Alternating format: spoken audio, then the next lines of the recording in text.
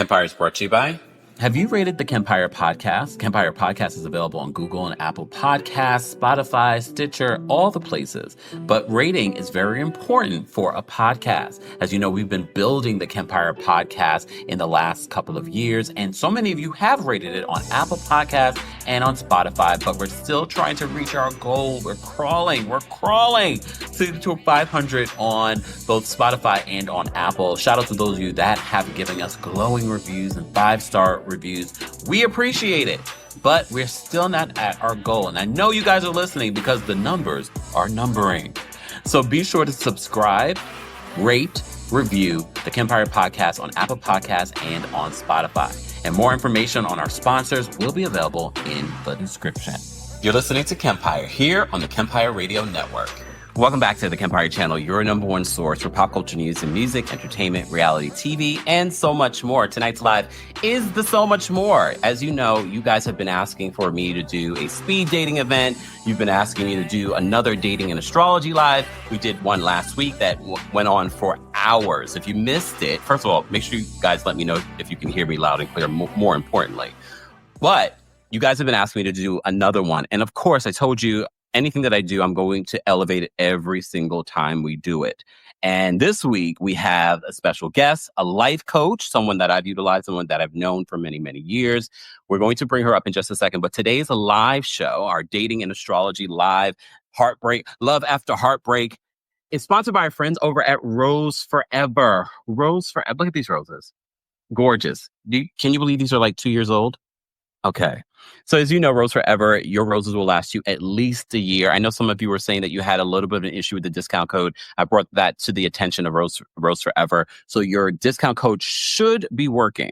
So double check that, okay?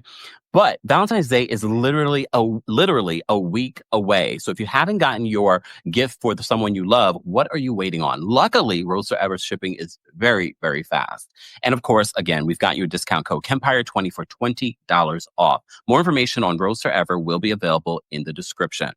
So before we bring our guest up, a reminder. This is not exclusively just about your marriage or about someone you're currently dating. It's about relationships. It could be about past relationships. It could be about questions and advice. And as you know, we also implement the conversation around astrology, astrological signs. So feel free to bring up any of that. There will be a timer because first of all, we have to respect our guest's time. We can't be sitting around for 5 hours. Okay. Well, we'll see. But again, for those that will be calling in, if you are a member of the channel, I've already dropped the call link for Royal Court members and senior royals on the community tab on YouTube. Shout out to those of you that are watching on Twitter, those of you watching on Facebook, the Kempire and Kempire Daily on Facebook. We will be posting the call in link for the live chat, but you know what gets me dropping the live chat link early is liking the video. It's easy and it's free. It supports lives like this. Liking the video, watching the video, sharing the video, and telling me that you love these types of lives is very important because then I will do it. If you don't show up, if we don't, if it's not worth our time, we're not going to do it. So keep showing love by liking the video and sharing the video. And if you're not subscribed, subscribe. It is a subscribers only live chat.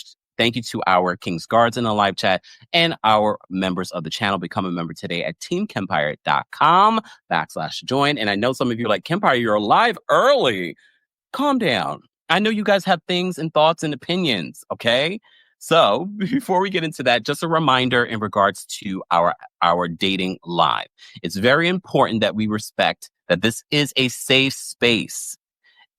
When I say safe space, that means we listen and we don't judge, okay?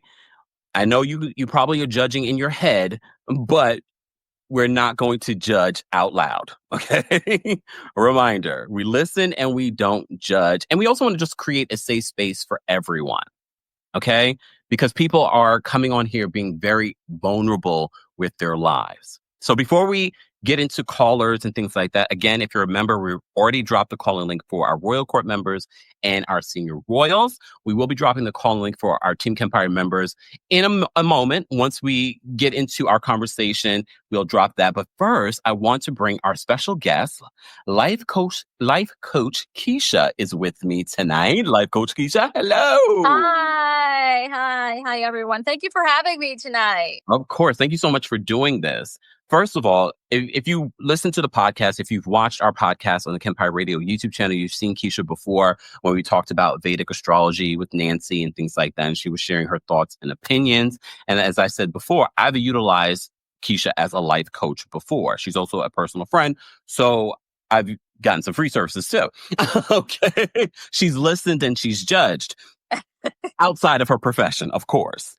So first of all, Keisha, thank you so much for being here. We appreciate you taking time out on a Friday evening to be with us to talk about dating, relationships, the aftermath of heartbreak, and so much. First of all, how in the hell did you decide to become a life coach?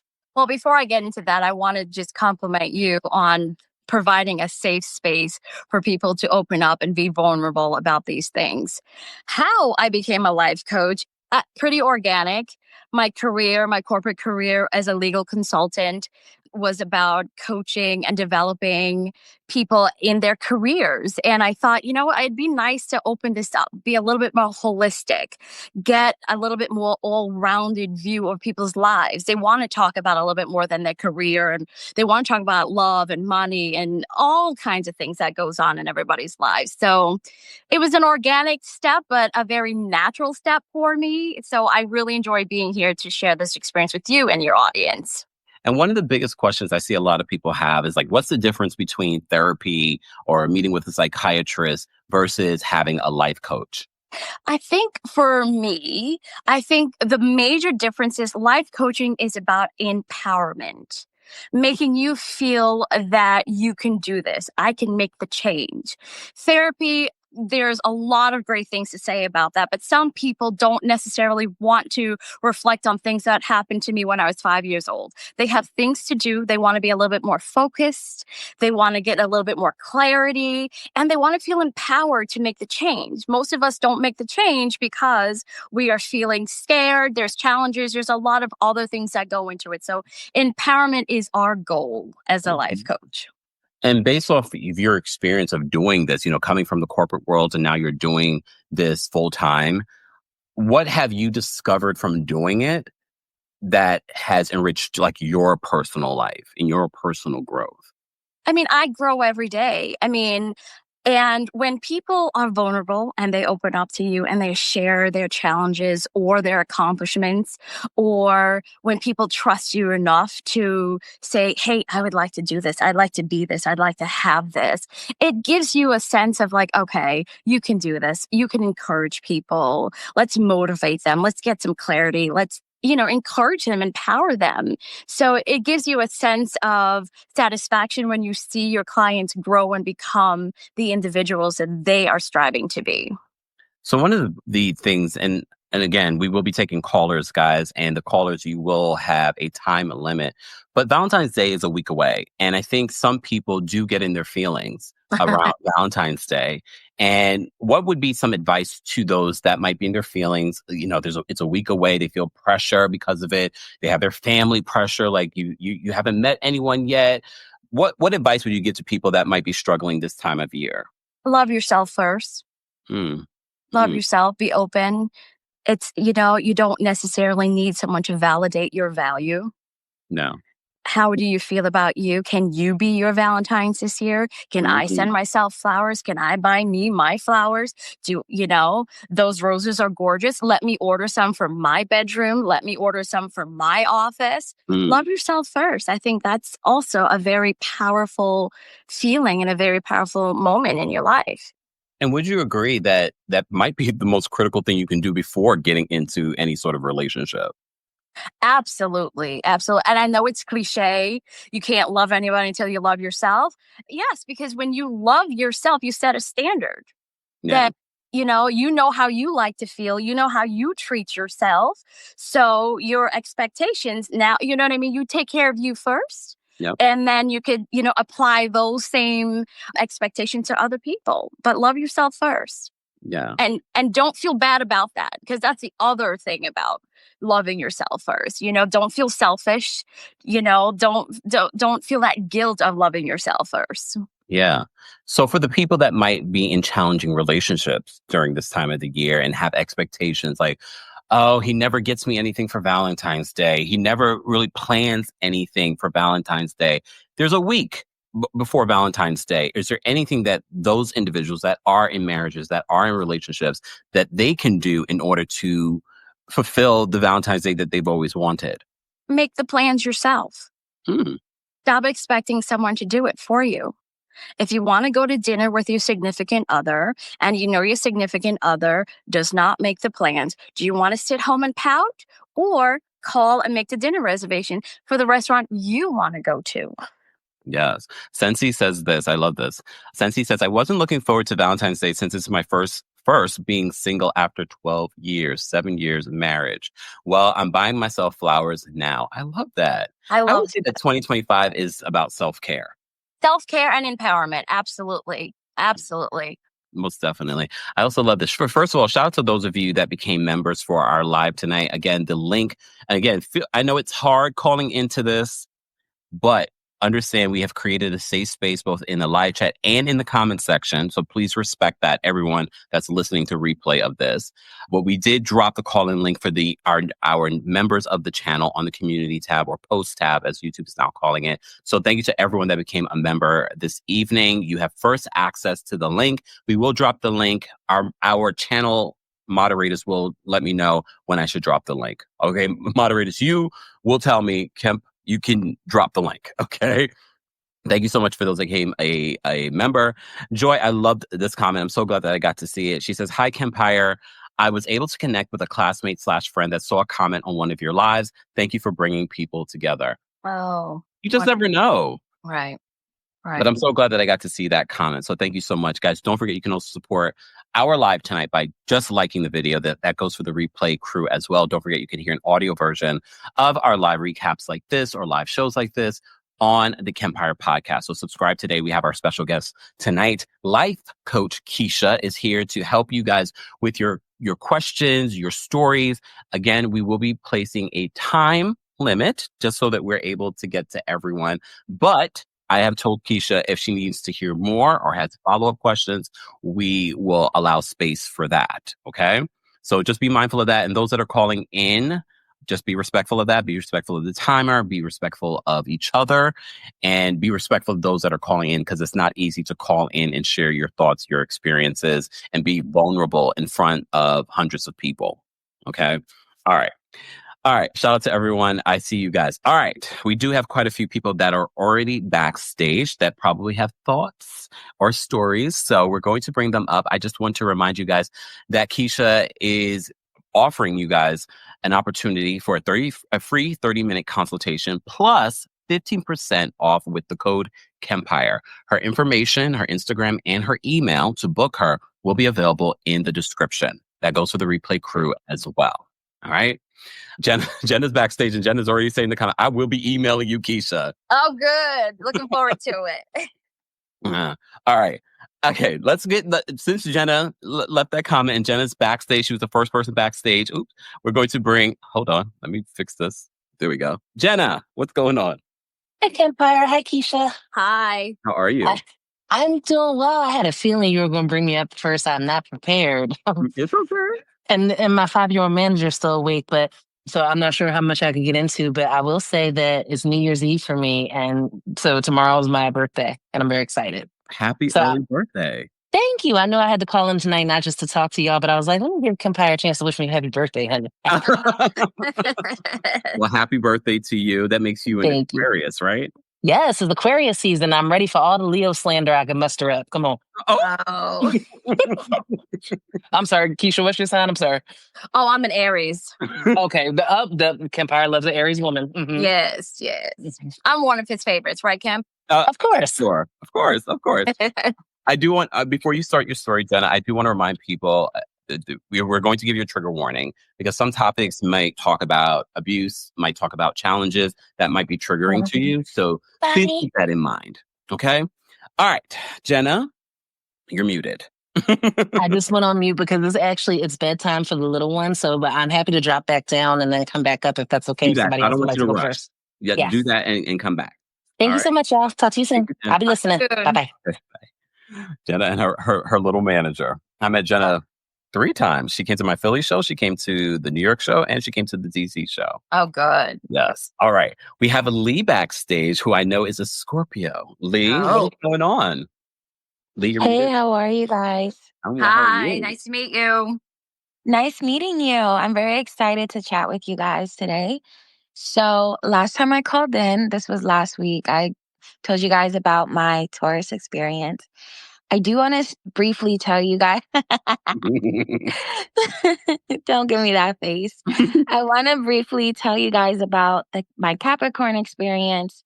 This is a guy that I know since middle school. Nothing ever happened while we were in school, middle school through high school. When I was in college, that's when he reached out to me and we started dating. It was very immature. The communication wasn't there. Obviously, it wasn't consistent. However, I just could not I could not let it go. I had to keep pushing for it. And it did not end really well. I found out that he was seeing somebody else. And it was very triggering at the time because it felt like I wasn't enough. So I went to therapy for it. And through therapy, I felt like I learned self-esteem. I felt like I learned self-care and boundaries. Now my issue now is that I feel like this is going to sound a little silly, but I feel like I healed a little bit too much. And now not only did I build up a wall, but it is like the Great Wall of China. Like, yeah, it feels like anytime that I like somebody or I want to get to know a new man, it feels like there's just this part of me that I can't let them in. So obviously they take it as a sign that she's not ready, to let somebody in. Even though I really do want to, it's just very, very hard for me to trust again because I put a lot of trust in that one situation that didn't work out very well. So yeah, that's pretty much what I've been going through. I've been single and in therapy for a little over 3 years now. And although I feel like that was very beneficial for me because I've been dating, talking to men at, 24/7 since I was 14. And then when I was, finally ready to let go of the toxicity, yeah, that's pretty much where I'm at now. It's like, okay, I let go of it, but now what do I do? Because I'm not letting people in. So it just pushes people away. And I don't want that to happen. It trickles in dating, it trickles in my friendships, family. It's a little exhausting because I want to, but it's so hard. Yeah. So what is your question to us?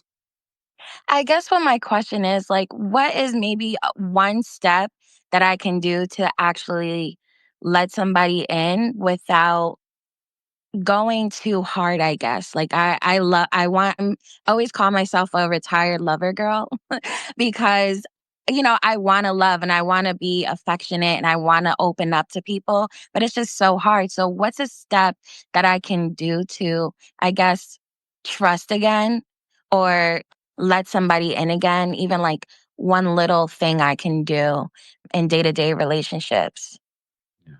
Okay. I'll let Keisha answer tonight. Well, thank you so much for sharing that. And I feel like that is very common. I want to ask you one question, and I don't know if you can answer it now, but I think one big step for you to start with is asking yourself candidly in the mirror, what am I afraid of? What am I really afraid of? Why? Because you said it's not only in romantic relationships. You said it's trickling this fear of something.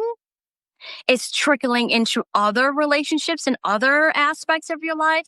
So is it just for an example, is it rejection? Is it expectations? Like, what am I really afraid of? Like, what am I afraid of with this? What am I afraid of going on in this date? What am I really afraid of here? How do you feel about Yeah, asking? I would definitely say that I'm afraid of rejection and I'm afraid of wasting my time also because I felt like I did that in my early 20s, like I just wasted my time. Okay. And when you say wasting your time, what are you trying, what's this time limit? Like, what are you trying to accomplish or get done? Is there a certain thing you're trying to get done in a certain amount of time? What do you mean by wasting time? Are you looking to get married, not married? What's the wasting time part about? Yeah, honestly, my biggest goal in life is to be a mother, and I'm 30 now. So I know the older we get, the more, the less time we have to become a mother. So, and then you have to meet a partner, and then you have to get, well, you don't have to do any of those things, but I would like to do these things. I would like to find a partner. I would like to get married. I would like to become a mother. So I guess what my biggest fear is not becoming a mother, which is my ultimate goal.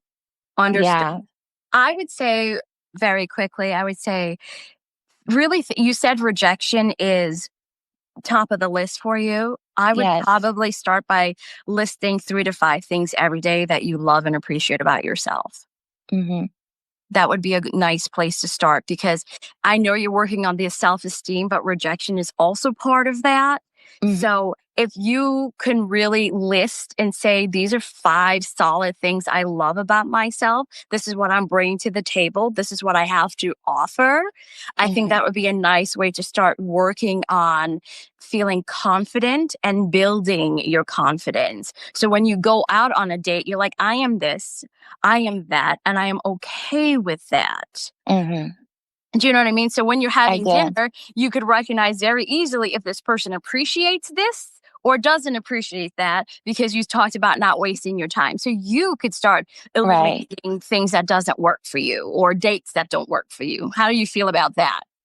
Honestly, that sounds like sound advice because I usually just go into like a talking stage or maybe even like dates with they already know what I bring to the table. Right. And so that's like, I feel like it's a part of the wall that I've built up. It's like, I don't have to express these things. They should already know it. Like, it's like, Mm. it's like I guess like maybe like even a coping mechanism too, like just because of the rejection from my ex, just like, not being vulnerable in that moment. So honestly, that feels right that I can do something like that. And then, hopefully they recognize that. And I want you to know too, honestly, and I'll let you go, that rejection usually is their issue, not your issue. Mhm. We typically take that personally. Oh, this person didn't like me. They didn't call me back. They didn't buy me flowers. And we Mm. internalize that as like rejection. But Yeah. some people just are not thoughtful.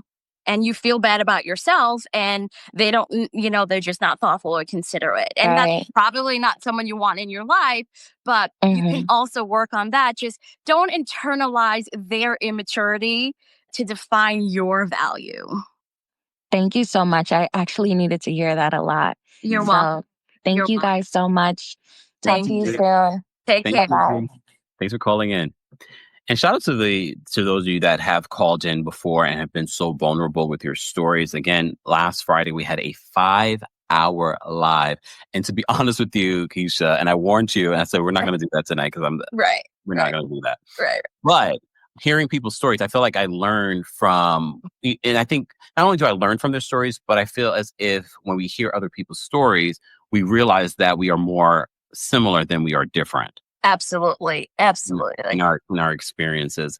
For those that are just joining us, I know we started early, so some of you are like, Kempire, what is going on? You're used to me starting like 5-10 minutes late. It's okay. But for those that are just coming on in, I have my special guest here. Life coach Keisha is here, and she's also giving you a discount.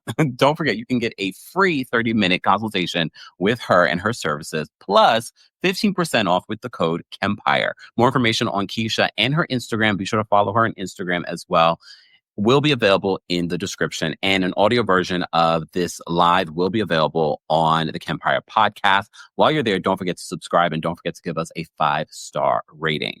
Keisha, based off your experience of life coaching, because I know you've done a variety of different topics, like what has been your experience when people come into life coaching with whatever issue it might be?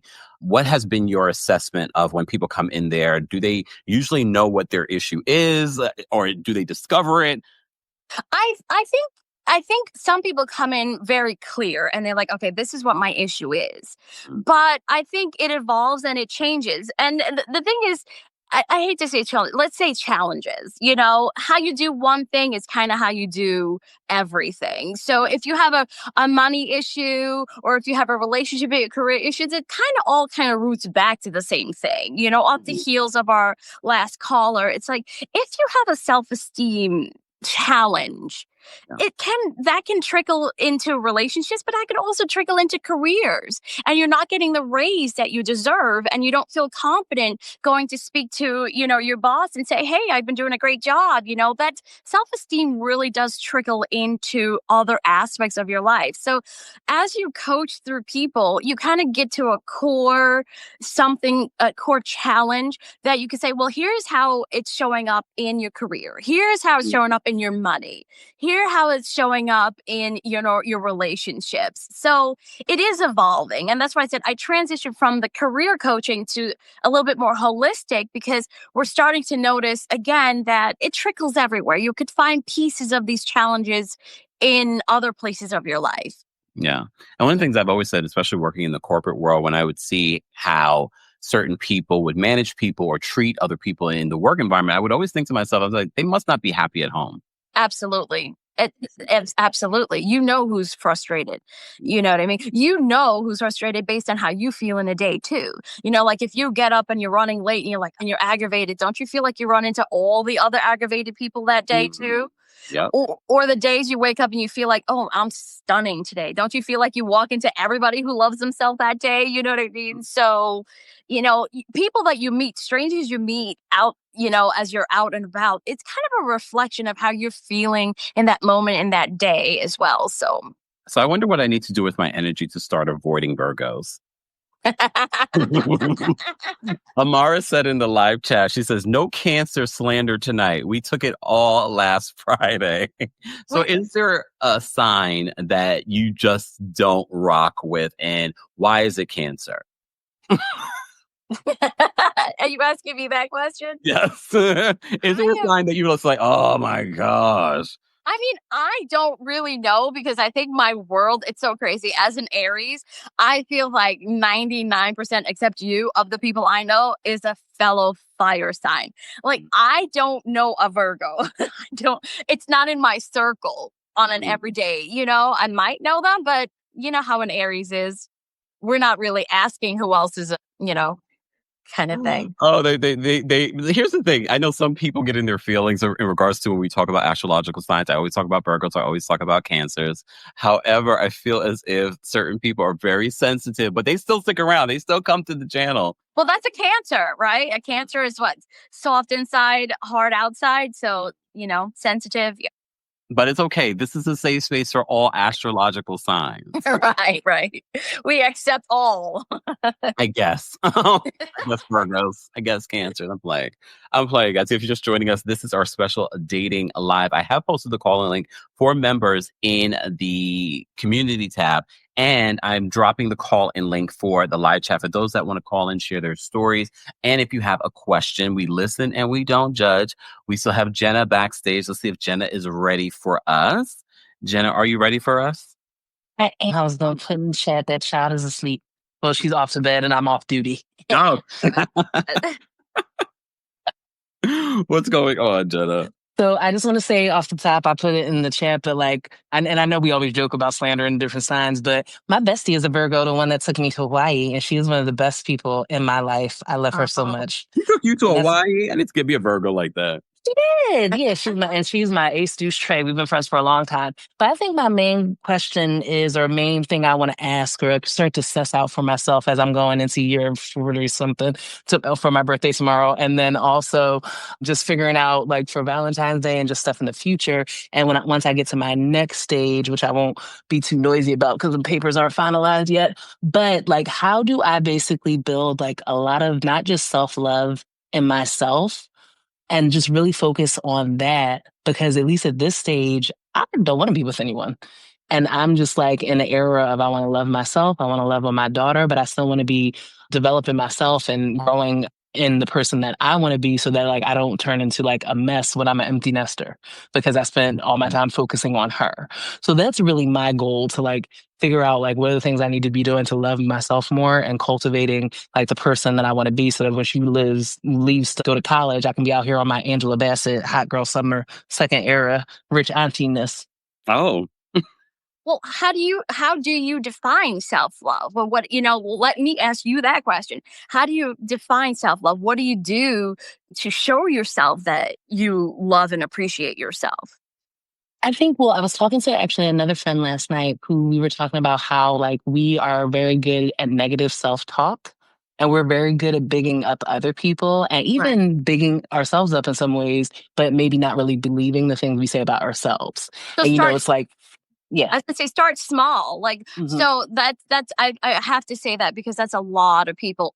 And you're a parent. So you're also really good about encouraging and uplifting your children. So how do you do that for yourself? So you So recognize you don't do it. How do you mhm, do it to yourself? Do you ever look in the mirror and say, you look great today? mm. What's your I'm favorite st- color? I'm gonna start to do that. Are you actually literally asking me my favorite color or saying do I ask myself my favorite color? Yeah, like, what's the favorite color? What do I like to see myself in? What color makes me feel empowered? What color makes me feel Okay. comfortable? What color makes me feel sexy? Start to talk to yourself, like explore those things about yourself and Okay. those feelings about yourself. How does that feel to you? I think that makes sense. And I had actually said I was going to start to do more like that because, of course, I do affirmations with my child. We all have locks in our family. So I always talk about how beautiful our locks are, how beautiful our brown skin is, teaching her about Black Girl Magic, all these different things. But I think that's something that I need to do for myself more. And I'd seen Jennifer Lewis do that like little thing she does recently where she says she looks in the mirror every morning and she's like, you pretty heifer or something like that. And it's like, so saying something like, try to channel my inner Jennifer Lewis. She's my spirit animal in my mind. So like, I want to do more of that with myself where I just sit with my affirmations in the mirror before, I do it with a 5-year-old. I would always say my number one homework is making a little list, 3 to 5 things I love about myself. And make sure you feel comfortable with it. Don't stretch it. Don't say things you're like, I don't really, you know what I mean? And it's like, I like this about myself. And then you'll work up to, I love this about myself. This is one of Mhm. my favorite things about myself. That list of the things that I like about myself really goes a long way. Okay, cool. I like that. Yeah. I'll make a list. Okay. Yeah. I'm going to start with a list. Sounds Yes. good. Thank you. You're welcome. Thank you. Yes. Thank you, Jenna. And you did that in under 5 minutes. Yeah, I'm trying to take up all the space. I want to hear what other people have to say. Most definitely. And other people, we've posted the call-in link on the community tab for those that want to call in. And again, I get it. It's not easy to call in and be as transparent, but we appreciate it. Jenna, thank you so much for calling in Thank you both. I'll be listening. Bye. and keep us up to date. Yes, I will. Thank you. All right. All right. So in regards to, as we collect folks, because we did start like A little 40 minutes early. early. It's okay. It's all Yeah. right. But we are here and we're going to continue to take some of your questions. If you do not want to call in and you have a question for Keisha in the live chat, be sure to start the question with a Q and a colon and then write your question and we will highlight that and get some answers for you. All right. My question in regards to some of what you've been hearing, what's been the biggest challenge? Because again, yes, you're a life coach, but you're also not God. So have you had a challenge in maybe one of your clients in regards to how to handle a specific situation and how were you able to learn and grow from that challenge? I think I think every client has a challenge, honestly. Mm, We're people, we're human, and we have human days, we have human moments. yeah. I remind myself and I remind my clients as well, this is not about fixing. This is not, nobody's broken, nobody needs to be fixed. Sometimes you just need to be understood. You know what I mean? You need to be able to honor and celebrate your imperfections. Don't judge them. Yeah. We're always open to other people's imperfections, but when it comes to ours, we get a little bit more harsh, and our self-talk could be a little bit more ugly, and certain topics are a little bit more sensitive, like let's just say if self-esteem is an issue, if you talk to somebody who comes to you who's talking about relationships and self-esteem, but if you give them an idea of like in career, they might get a little bit like defensive. Well, I'm very successful in my career, but it's just an example of, but I think honoring and celebrating your imperfections is also a very empowering, powerful step, because you really need to understand who you are and accept those things. And there's nothing wrong with you if, there's a little imperfection. There's absolutely nothing. That's what makes you you. That makes you organic. That makes you real. And I think celebrating that is also a really good first step for a lot of people. How do people get over, because you have to remember, people are dealing with years and years of self-talk that wasn't so helpful, that has been a big deterrent in their lives. What would you say to those people? How can they get started today in regards to breaking those trauma bonds that they have with their parents or the way that they grew up?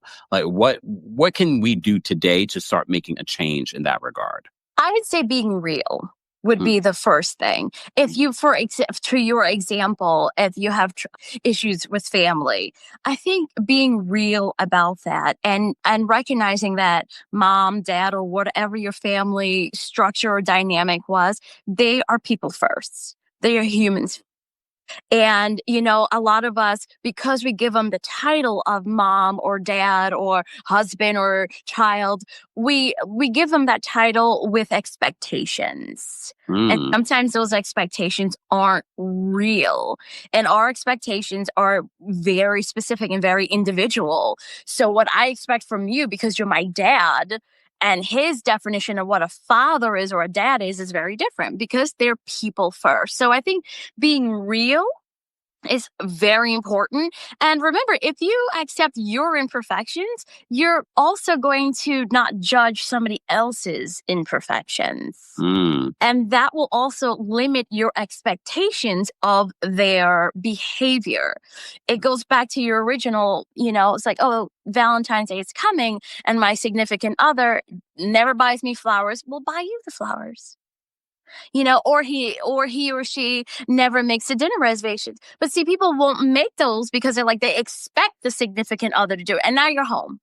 And you know what I mean? Now you're home mad. And mad. And you probably haven't shared that you're upset about that. So now you're walking around in your robe, mad, upset, and hungry when you could have just made the reservation. You know what I mean? And Genesis with their money. Right. So that's the compromise, so. Most definitely. And one of the other important things that I learned as a kid, this comes from me watching Oprah at a very young age. Okay. Right. And it's how important that the relationships that you saw growing up, meaning like your parents, really affect how you deal with relationships as an adult now. And how do you maybe you grew up with seeing your parents in a very toxic relationship. How do you learn and grow and make changes from repeating that same cycle? Recognize that you're not them. Recognize that you're not them. Not because you grew up in that environment, not to say you don't have the baggage and you saw things, but not because mom was this, I am that. You don't have to label yourself based on somebody's actions. You shouldn't put a value on you because of somebody else's actions. So that's really important to be like, let mom, dad, whoever the family structure is, let them be them. You be you. That's why it's so important to be real, focus on being real and not perfect. All right.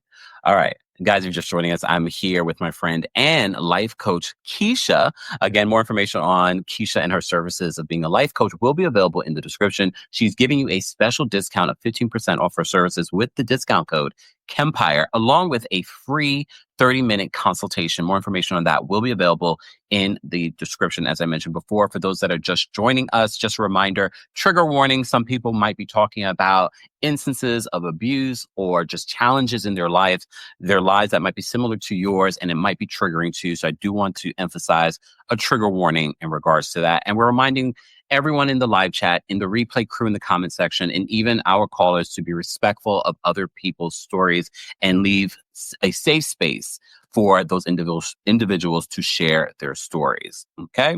All right. So we have a few people backstage. So I'm going to bring up Arjun next. Arjun, what's going on? How are you? I'm good. What about you, Kempire? I'm fantastic. What did you want to share with us today? Okay, so I'm gonna explain. It's a long thing. I'm gonna keep it quite short.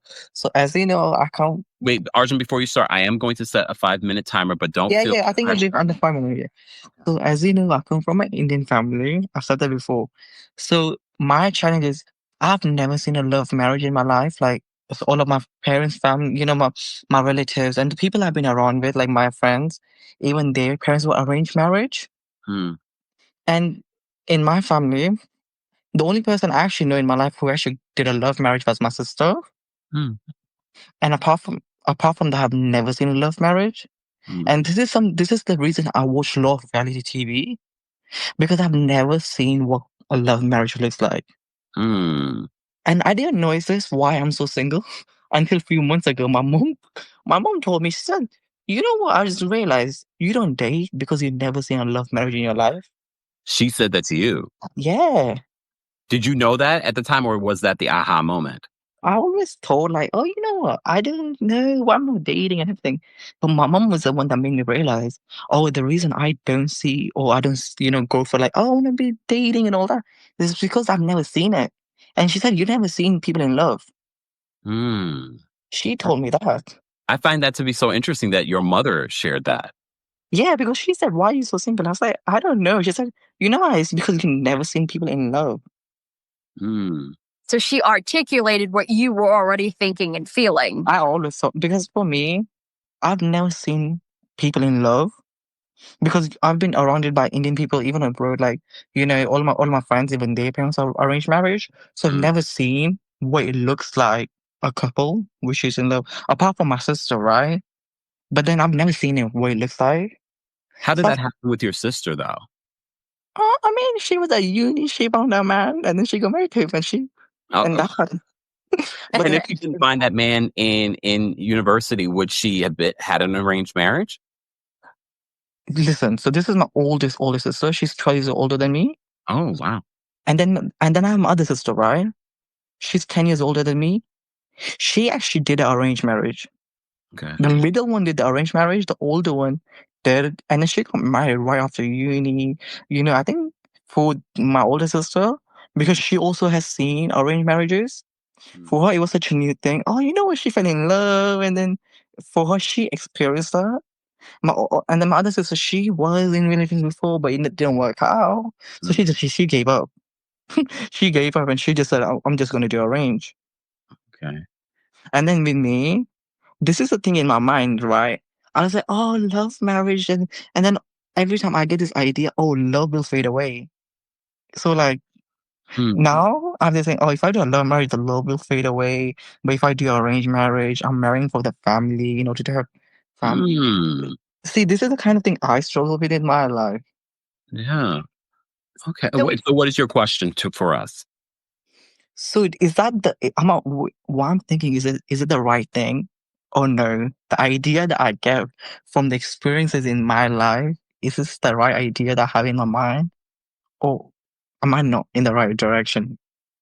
well, I don't think we could tell you if you're wrong or right, but it sounds like you have used this as an excuse as to why you don't have a relationship. Meaning that, oh, I've never seen a love marriage, so that's why I don't have one. And then the other side of that is like, well, maybe I should just do it this way because the love might fade. So my, suggestion would probably kind of figure out, what you want. It sounds like you're afraid either direction you go in. And it sounds like you're kind of open to either direction. So why don't you explore both directions and then make a final decision? But I will invite you to not pigeonhole yourself to, I've never seen it, that's why I don't have it. I think that's you know what I know where you're going because this is what my parents are saying. That's what you have to explore, and I'm not doing it. Right. Hmm. There's a little apprehension there. You're a little apprehensive on which direction you should go in because you want to know which way is right or wrong, but there's absolutely no right or wrong.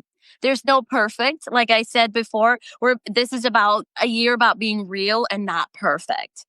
So you're not going to make the wrong decision no matter which way that you go.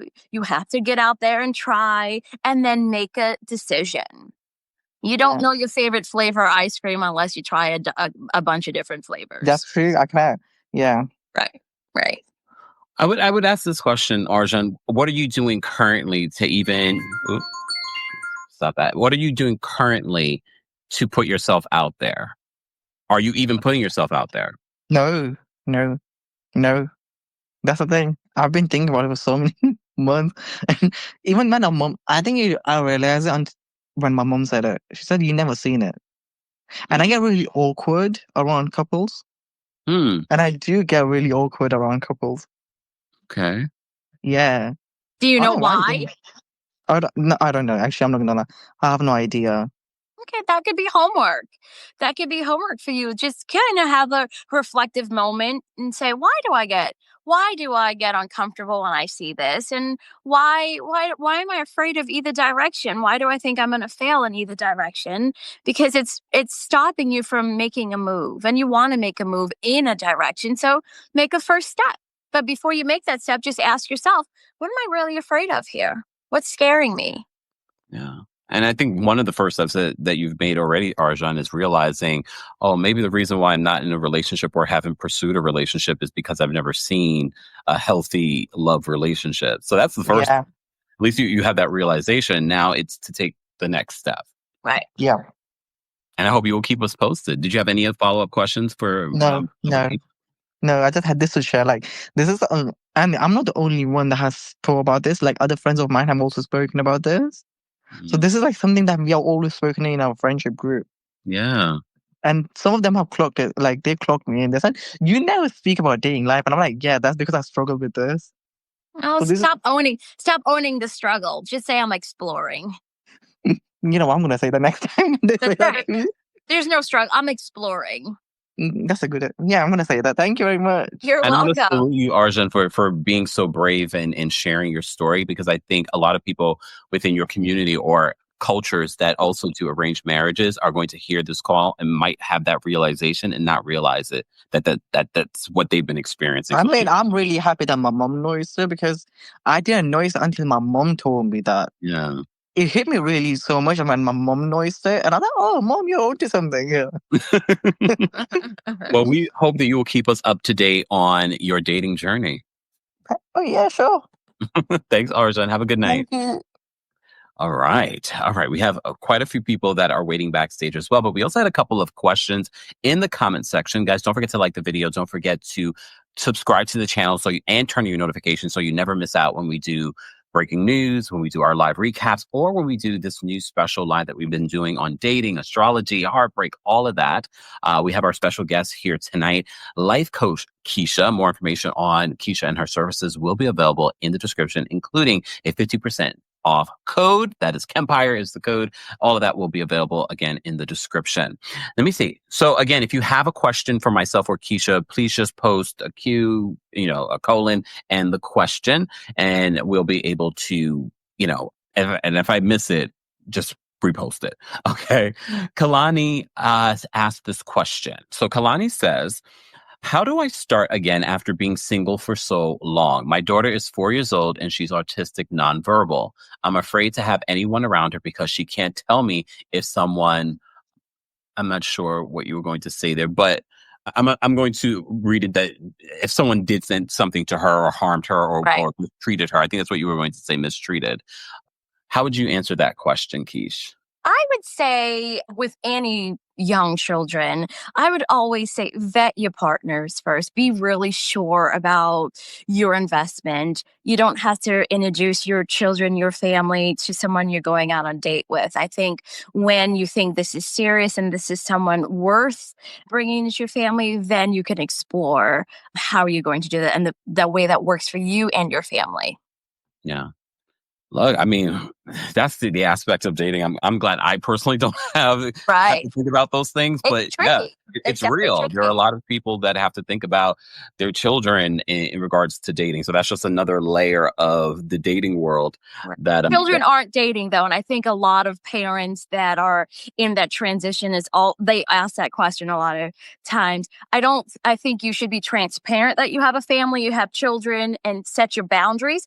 And one of your boundaries is like, unless I know where this is going and you're clear that this is someone that you're going to keep in your life, there's no reason to get your children involved in that. No, I do think that, Kalani, that you should look to see their patience level.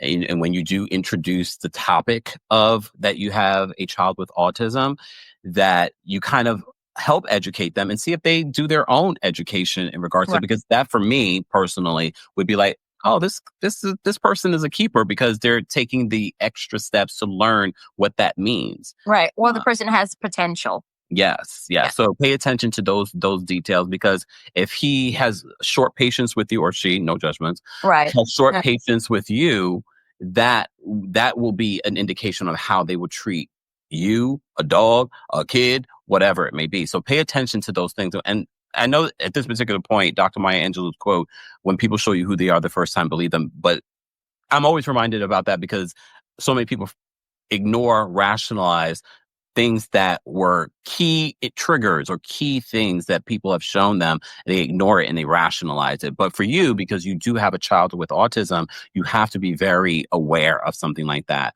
So pay attention to those details. Yeah, vet them well. Yes, yes. All right, we have a couple more questions. Amara, who is a Cancer?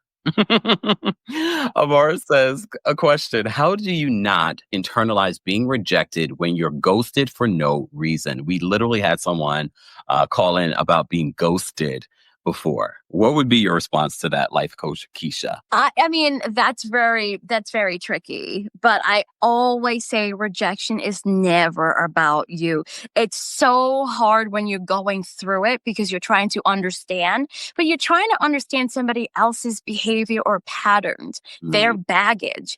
And you don't know that. And you take on that and you let their behavior determine your value. And one has nothing to do with the next. And I know that sounds so easy for me to say, but if someone is immature enough to ghost you, why are you feeling bad about yourself? That is not a reflection on you. That is a reflection on them and their behavior and their maturity.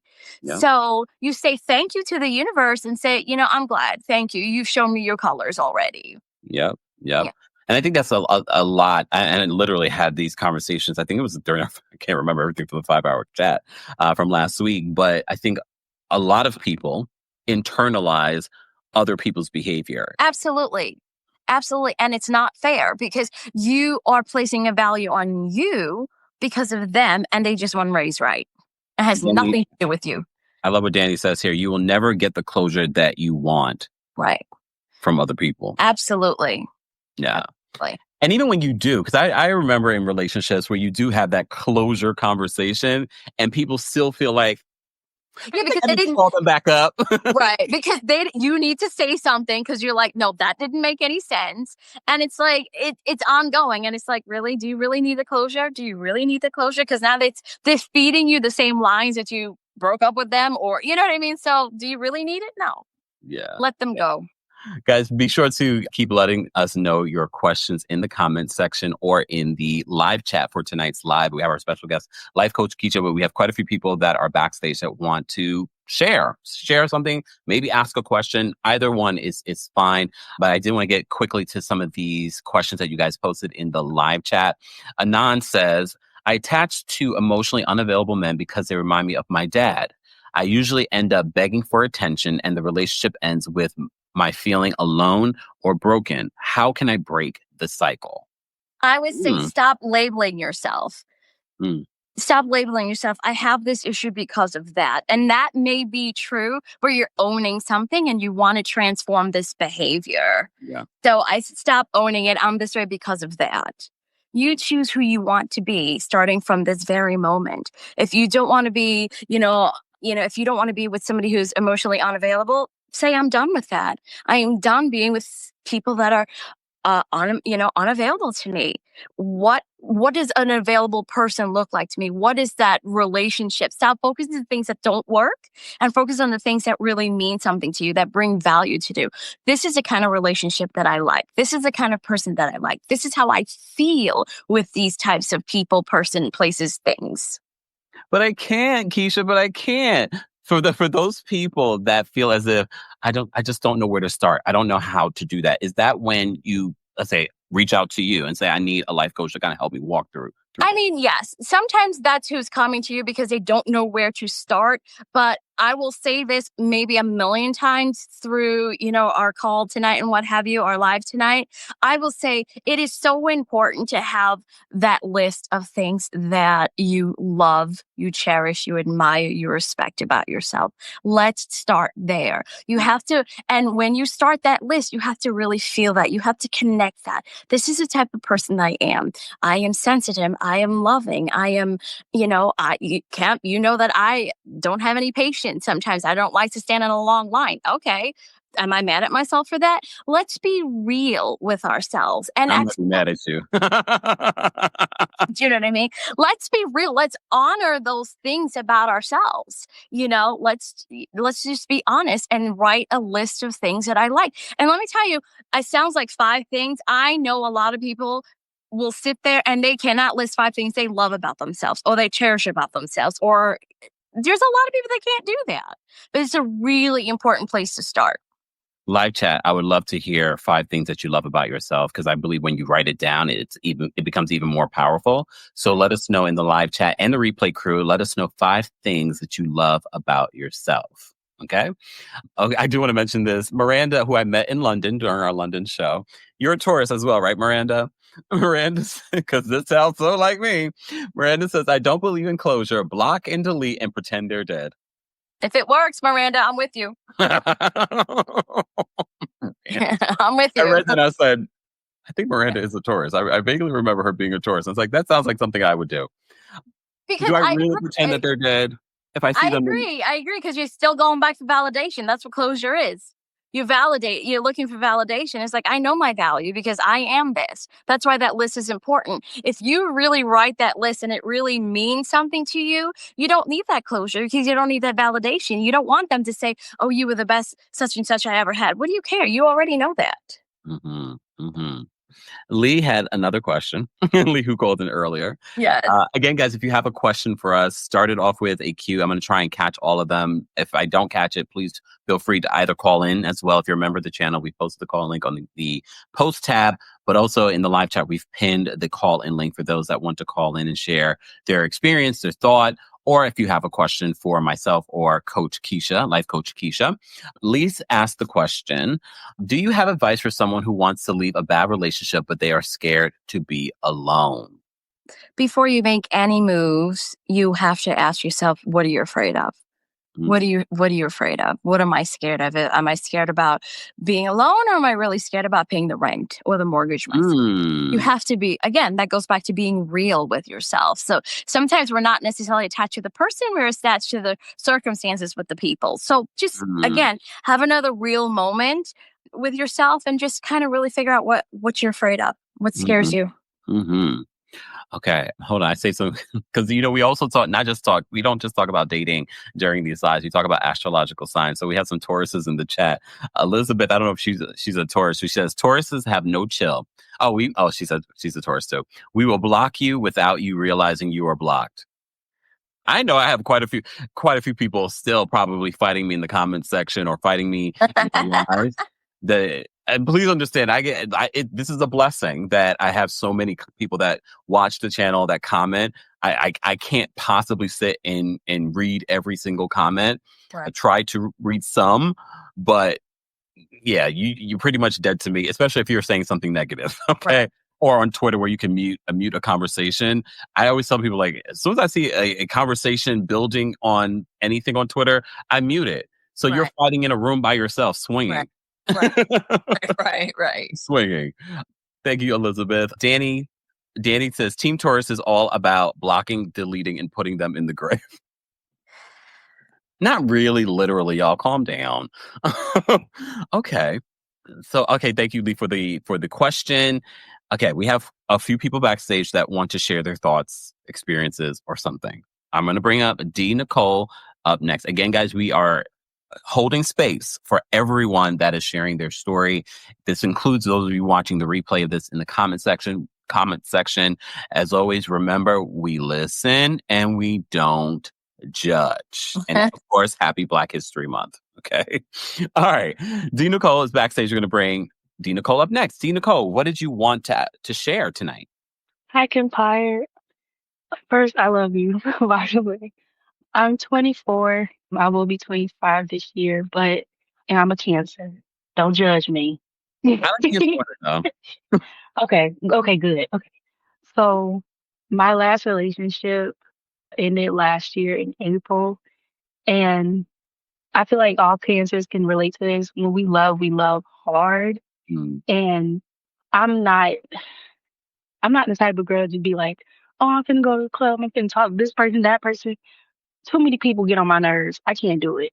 So I would really prefer having that one person that is my person that I can go to about God, whatever we relate with. Like, I want that person. And I felt like my last relationship was that. And a lot of things he would do, he was an Aries. That's probably where I messed up. But besides the point, uh, I really thought he was it. And when I know I love someone, I put them in my prayers. When I said I was praying over that man, excuse me, little boy, because he wasn't a man, but when I was praying over him, like he went into basic training for the army, and he was gone for like 5 months. And when I say every day, I'm like, okay, Lord, protect him, cover him if his mental isn't right, keep him up, like that kind of thing. And me doing that, it wasn't necessarily looking for him to be like, oh, I see it, but just, because I truly cared for the person, for him, and loved his mom, his aunt, like his whole family.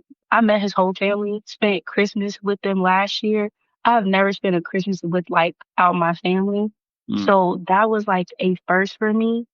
And even during Christmas with him, he was pissing me off. I can admit I was probably pissing him off too, but I was calling him out on his mess. So he would get examples, like he would get upset at me putting on makeup.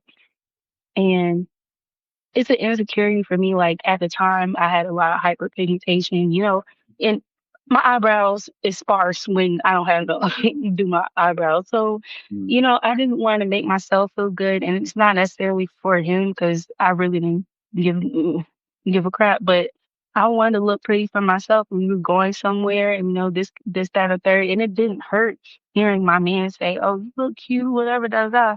But every time, why you gotta do all that, da da da? And at the time, I saw it as a red flag, but I was still checking, be like, look, I'm not doing this for you or anybody else. I'm doing it for myself. And another example, I realized it today as I was cleaning up my room and stuff. I went to Morgan State University, and my mom got me a playing card deck set with like Morgan's logo on it. And at one point I showed it to him, and he was like, boo, Morgan. Like every time I would have something on regarding Morgan, he would say something about it. And I was like, and I asked my cousin earlier, I was like, is that a red flag? Because he didn't go to college.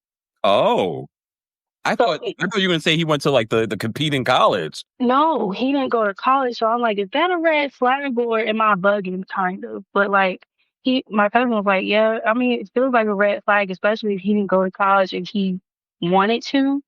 Mm. And I was like, okay, I guess. Hey, HBU fam. But noticed that earlier. And then he, he was in the army, or he is in the army. Our relationship ended because he cheated. And he told me, through text. And prior to that, I felt a shift. And like earlier, I'm a true believer in God. And like earlier, I was like maybe 2 weeks before we ended, I felt something was up. And I feel like I know when he did it, but he wouldn't tell me when, which is a punk move, but okay. And he was like, well, at least I told you. Goofy, you shouldn't have done it in the first place, football head. Like, don't piss me off. Like, I was so angry. And when I say I called him everything but a child of God, Mm. when I finally went off and like I got past like that whole day, I went through a range of emotions. Like, first I was sad about it and I was like, okay, I can forgive him. No, Darian, no, absolutely not. I'm cussing him out. Cussed him out, threw his stuff away. I didn't throw away like his army paraphernalia. I sent that to his his mom, and just because I know his mom would have wanted it, and she didn't do nothing to me. It's not her fault. Her son's a dickhead.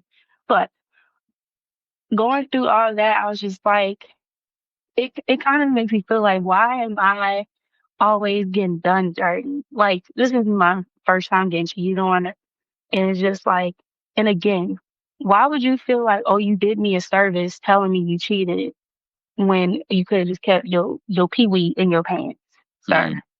Because whole time when you was in basic training, it's not like men weren't coming towards me. I look good. So even then, he might have been, the men approaching me might have been fine, but I was only worried about you. That's all that was in my head. Every Sunday, I was waiting on that phone call. So for him to play with my emotions, that's what also pisses me off. Yeah. Don't play with my emotions, because we had broken up a few times before like the final breakup in April. And the first couple times we broke up, he was like, I just don't want to, do long distance. I don't want to end up hurting you, this, that, and the third. And of course, that's not what I wanted, but I accepted it. And then he came back Yeah. talking about, no, I don't want to lose you, this, that, and the third. You wanted your cake and you wanted to eat it too. Mm. Shove it up your butt. Like, So, D. Nicole, what is your question for us tonight?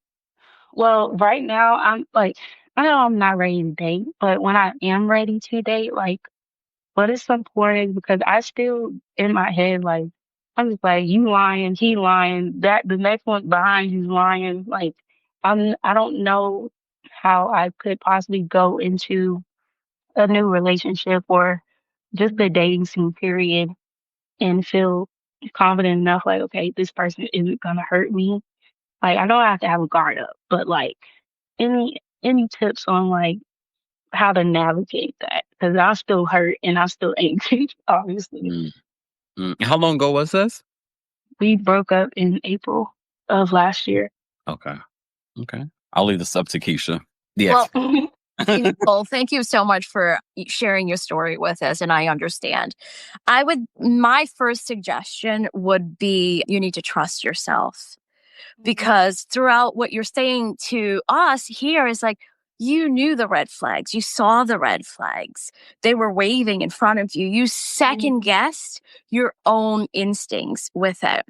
So when he turned out to be a certain way, I don't think you were necessarily surprised. You might have been disappointed. So my advice going forward is trust your instincts, because your instincts were guiding you and telling you all along, but you gave him and the relationship chances that it may not had deserved at the time. So for you going forward, it's like, know that I know what I'm doing, trust my instincts, and my instincts always guide me.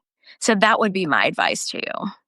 Okay, thank you. You're welcome. Also, I have to say one more thing about him. I should have known better when he was sleeping in his brother's car instead of having a home. He had a home to go to, but instead he wanted to sleep in his brother's car, not his car, his brother's car, so he could smoke. So you saw all of these signs. So don't judge yourself. Don't judge him. Trust your instincts for the next time. Yes, I will. Thank you guys. Thank You're you so welcome. much. Thank you so much. Take Have a good care. night. Thanks for sharing. You too. Bye. Whew, I was judging. I feel like we can judge the jerks. I mean, I'm not judging D Nicole. I'm judging the jerks. Okay. amazing. But again, for those that are just joining us, this is our third special dating and astrology live. We sprinkle a little astrology in there, but we're talking mostly about dating. We have posted the call-in link for members on the post tab here on YouTube, but we're also live on the Kempire and Kempire Daily on Facebook. We're live on Twitch and Twitter. I won't always make it available on those platforms, so be sure to subscribe to the Kempire YouTube channel if you haven't already, and subscribe to the Kempire podcast. That's available on Apple Podcasts and on Spotify. All right. Again, guys, if you have questions in the live chat, be sure to start it off with a Q, and I'll try and save them and go back to them. But we do have a few people that are backstage. Live chat, I have pinned the call-in link to the live chat for those that want to call in as well. And I get it. It's not easy calling in and sharing your experience, but we appreciate those that are vulnerable and brave enough to share their stories, because you will be surprised how many people can be healed and helped by you being so transparent. Absolutely. Okay? All right. Any thoughts, Keisha, before we move on? I love it. I love the transparency. I love that everybody's sharing, because these are real things. Life is real, guys. Life is lifing with or without us. So, there's no right and wrong. There's no perfect, situation, scenario. We make the best of it. Yeah. Anand says, try not beating yourself up. It's a learning experience. I think we do that a lot. Everyone. Yeah. Everyone does it, no matter how, enlightened or evolved that you are. Right. We all have those moments, and we need to understand that. And I think doing lives like this remind people that no matter at what level, career or success or education, we all go through these things. And we're human first. Exactly. A heads up. I just want to let Scarlett know before we bring you up that it says device is not connected. Mel is before you, but I just want to give you a heads up that you might have to drop out in order for your stuff to work so we can bring you up. All right, Scarlett? All right. Mel's backstage. We're going to bring Mel up next. Oops, sorry about that. There we go. Mel, what's going on? Hey, Kempire. Hi, Keisha. Hi, nice to meet you. Hi, good evening. Good evening. This is good. I'm doing good. I'm liking the conversation. I'm enjoying these sort of boutique kind of shows. It's very intimate. Actually, I agree with some of the callers. I think it was a call up there that talked about marriage. In my family, my great grandparents and my grandparents were the people who were married in our family. But my parents and aunts and everybody else, they were daters. Everybody was dating and they had different relationships. It was just what was around us. So I find myself as an adult, making friends is not hard for me at all. You do it at work. You do it if you do a workshop. If you go to whatever you want to do, I end up connecting with people, and that's what's happening. And then I have my little entanglement, shall we say, with people on different apps and things. So both part of my life is fulfilled. But when it comes to romance, I should say, I've attempted that when I was younger. And it was horrific for me. It was totally horrific, maybe because I like to control a little bit more, and I don't like to be made to. I don't like that feeling of feeling like out of control, and I don't even know how to do it. I have had no models of romance. My family was more, especially my mom, who I love very much. So she was everything, and so was my aunts. They were the kind of people who was like, listen, I'm working hard. I'm taking care of my family. A man may be here one day, maybe going the next, but they're not the most. Romance is not part of our life. Is our family, our friendships, and church in some instance when we would go to church, whatever, we didn't do it all the time. So, but that was just the focus. It wasn't romance. So now as an adult, I don't know. I feel like in the past couple of years, I'm not really a romantic person that way. I'm very supportive of people, very helpful with people. I think the affirmations or the sort of suggestions I was making recently about what are your things, I kind of say to myself all the time, I'm really good at problem solving. I solve people's problems like magic. I'm very helpful with people and all that stuff. But then I'm curious all the time. So I'm like, okay, well, why is it in your life, in your family life, was romance not a part of the dialogue? It wasn't there. It was never there. So that's kind of what I've been trying to do, especially during the pandemic. I found maybe people come on. I feel like during the pandemic, I was like, well, my life is a little cold. I mean, I have friendships and I have other things, but when it gets crazy and I'm not liking what's on the news and the world is going crazy, I might want to have something a little more warmer than the sort of life I built up. And I found that to be hard. I had a reading a couple of years ago, and I stumped the reader. It was psychic. She was doing all this reading, and I came to the phone. I said, "Do you believe that some people are destined not to have romantic love?" And she said, "What do you mean?" I said, "I don't mean love. I have love in my friendship, my family. I have a lot of love around me, but romantic love." And she said, there was no continuation of the answer. And I'm not really threatened by that. I believe some people are born not to have romantic love. And I'm not sure that the question for me is, I'm not sure if I'm one of those people. Because when I was younger, I just jumped out there exploring and just doing things to see if I could feel something. And it was horrific as a young gay person in New York City. It was not the best thing to do. I had nobody to teach me. Now I'm curious about it. I'm curious about ways I could investigate that in a way that wouldn't frustrate me, because I have no patience for ignorance and stupidity and the BS. I told Kempire, Miss Keisha, I read them quick. I throw them away. I keep it moving. I don't have time for the BS at this age. I'm a man in my 40s. I've got time, Miss Keisha. Right. I don't have the time for that crap. So, but what I would ask you is, as I said, my dilemma is that I want to be a little softer. I could be hard. I grew up in New York City. I'm just about my business. I keep it moving. But Right. I've been reading, and I say, you know what? In this new year, I want to learn how to be a little more patient. I want to be open to understanding I don't know everything when it comes to this subject. I was never taught this. So how do you go into something that was horrific when you were a teenager or when you were a young man, and now you're revisiting this subject in your 40s in a way that you're trying not to judge it too harshly? That's kind of where I'm at now. I feel like I know what this is about, but I'm curious to go into it and not judge it too harshly. Before you answer, Keisha, I thought this was, Jamie says, this reminds me of Luther Vandross, for those that may have seen the Luther Vandross documentary, and how he wanted to be loved. Everyone deserves love. Absolutely. Absolutely. And we define what that is. Love. And that's the thing about love. It's very interesting because, what I might think is love or romantic love might be very different for what Kemp think is, romantic love, and what your expectations of that is. But I would also start it by defining what love means to me, and don't, it's wonderful that you can acknowledge what your family's relationships and what that dynamic is. But not because that was that dynamic, you have to define your love and your romantic relationships that way. You can create that yourself. You can learn that yourself. I don't know if you speak another language, but if you wanted to learn to speak Spanish, you could learn anything that you want to. You can create this however you want to. You just have to be open to it. And I'm not saying you're not open to it. Stop defining it based on other people's values, how they defined it. They didn't make it important. So therefore, you grew up in a world that I don't really need it. I could take it or leave it. Mm-hmm. And now that you want it, I'm hoping that you're not judging yourself for wanting it because you grew up in an environment where it seemed that wasn't of great value. But Right. not because a diamond is valuable to me means a diamond's valuable to you. You placed a value on love.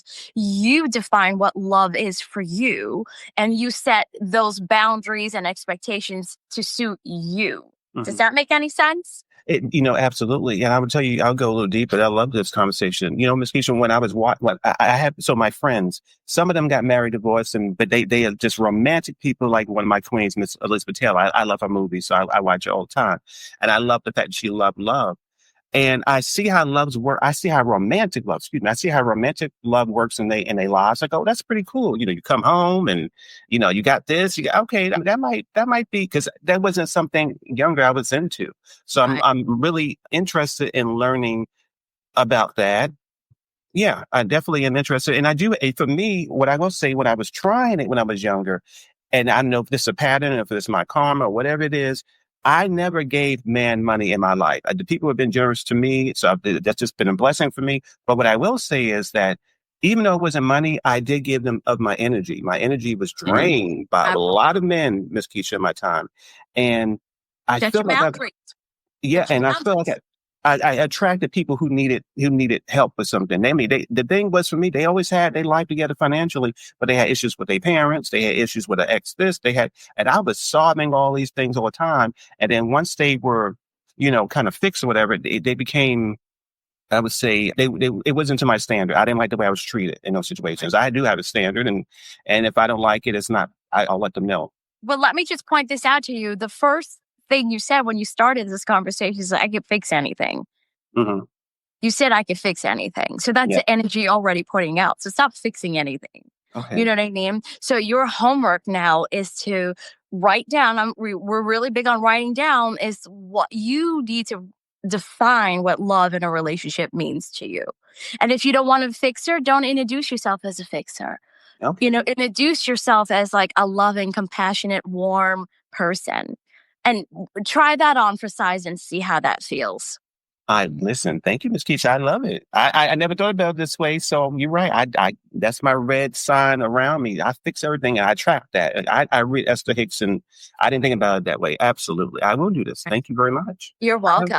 I have a follow-up question because one of the things that Mel mentioned was that he believes that some people come into this life and they are, they're not meant to have love or to fall in love. I wanted to hear your perspective on that, Keisha. Do you believe that? I know he's wondering whether or not he's one of those people. I definitely don't believe that, but I can't say that for you. Do you know what I mean? If you internalize that and you identify as that, then that will be true. But I definitely don't think so. I think there's a lot of people out there. It's not one person either. And a follow-up to your follow-up is like, Mel said when he was younger, relationships are different, but that changes too. Mm-hmm. You know what I mean? What you like last week, you may not like this week. You know what I mean? So no, I think it's really important to define what these things mean to you, especially if we don't have examples of it. Right. You know what I mean? We don't have to use somebody as that worked for them, it didn't work for them. So take pieces of all the relationships, even the movies that you like, and then that is your vision of what a loving, healthy relationship looks like. I love it. Thank you very much. Oh, you're welcome. Calling in. Let's say it again, Kempire. No, thanks for calling in again. I love the fact that you call in as a part because we know we have a variety of different types of people that call in, but I love that you call in to represent for some folks that are of our particular age and our community. So I appreciate it. Thank you. Listen, have a good weekend. I'm going to do my homework, Miss Keisha. I never heard this before. I read my books, but this is a very simple one, but I'm going to work on it this weekend. Absolutely. Absolutely. You take care. You stay in touch. Let us know how it goes. I will. Thank you. Take care. I love it. And I also love the fact that like when Arjan called in, I didn't expect us to be talking about that culturally. I think that's important. And shout out to those that are part of the replay crew. Be sure to let us know your thoughts. I'm sure Keisha will go back and read some of your comments and respond to some of your comments. Okay. So stay tuned for that if you have a question. And again, live chat for those that are just joining us. If you do have a question for myself or Keisha, just post a Q and a colon and your question, and hopefully I will see it. If I don't see it, please copy, paste, and share it again. I did save a couple of things that you guys are saying in the live chat. Xtina says, I love this live. I feel so validated with what Keisha is saying. Love yourself first. Thank you so much. Danny, I'm going to frame this as a question. So Danny says, I just don't like the dating process. Feels like a job. What would you say to someone like Danny, Keisha? Well, Danny, if you feel like it's a job, it's never going to be fun. Mm. You know what I mean? You it's what you make of it. It could be fun if you want it to be fun, but if you think it's homework and it's heavy lifting, then don't go. You make it what it is. But I mean, I love dating. I think it's fun to go out, have a meal, chat, go home. Maybe I not go again, but that's me. I think it's fun. So Danny, I would say, just change your feeling about it. It doesn't have to be so heavy. It doesn't have to be like, oh, who's buying dinner? Well, cross that bridge when you get there. Make it light. I think a lot of people don't make it light. I think there's a lot of expectations. Like, could this be the one? Or maybe you had a really great first date and you're like, oh my gosh, I've never had this feeling before. And I also understand because this is why it's important to talk about people that come from different walks of life. Right. As a gay man, I'm not thinking about fertility. I'm not thinking about having children. Right. But there are women that are watching this that are like, I just turned 35. I want to get married. I want to have a child. I don't want to have a child out of wedlock. So Right. there's this pressure that I don't think people are realizing that they're saying to themselves. Right. I talk to myself all the time, but Right. I'm very Yeah. intentional with what I say to myself. But a Right. lot of people aren't aware Right. of what they're saying to themselves or writing down. And sidebar, in regards to writing down, don't feel like you have to get a pad and pen. I know Right. some people are like, oh God, the Aries, they have no problem getting a pad and pen. Right. But you always have your phone, so Right. utilize your phone, okay? Like voice, For that. leave a voice to yourself, a voice message. Or that, yes, exactly. But so, Danny, I saw this comment and I was like, oh, no, I think a lot of people probably feel the way that you do. And I think that is important. I think it's also important to take your first date or your second date or your third or fourth, fifth. Enjoy the process, because if you're not enjoying it, you're creating an energy that's Right. going to make the relationship feel like work and Right. not feel fun from the Right. beginning. Who wants that? Right. And to piggyback on what you said about people with their, they're getting older. Da, da, da, da. I understand how you still have to make it light, because you don't want to go in with that energy that you're on a schedule, you're on a clock, I got to get this done. That's your schedule, that's your clock. Those are your expectations that you're now placing on somebody else. We don't like when people place that on us, so let's not do it then. But if you go on the date and you can't make it light and this, we all know by the first 30 minutes if we like this person. Mm. We know. Or the We first don't 30 have to seconds finish for some of dinner. us. Huh? Or the first 30 seconds for some of us. It's true. You don't need to go to dinner. Do you know what I mean? To know. Sometimes a text message just hits you wrong, then don't go. Mm. Do you know what I mean? And that's, making it light doesn't mean like being like flighty or ditzy about it. That's not what it means. It means like, making it light. It's like, okay, they sent me a text. Now you're feeling obligated to go because you've texted each other 3 times or for the last month or the last week. Oh, let me go. If you start like, I may as well, not working, move on. You know what I mean? Move on. You 100% know. So I'm saving some of the comments back here, guys, because some of the comments I feel like can be questions that we answer. Dr. Annie says, I do enjoy dating and having fun. I haven't met any man as of yet that I want to be serious with. What would you say to that? What's the problem with that?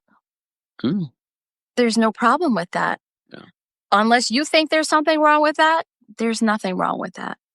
Definitely. Yeah. Dainty Bella says, I'm 35 and I just enjoy dating. I'm not chasing a timeline on having children. If it happens, great. And if not, it's not the end of the world. Absolutely. That's very empowering. This would be a great question. And Dub, who I met during our LA show, says, location matters. I love dating, but dating in Vegas is not for me. This is my second time living here and it's still a no. What would you say to that, Keisha? I think what we say, we create. Our words create. So if you keep telling yourself that Vegas is not for me, it will never be for you. So if you feel that somewhere else will work for you, it will work for you. Your words create your reality. So if it's not Vegas and you know where it is, then that's where you need to find yourself.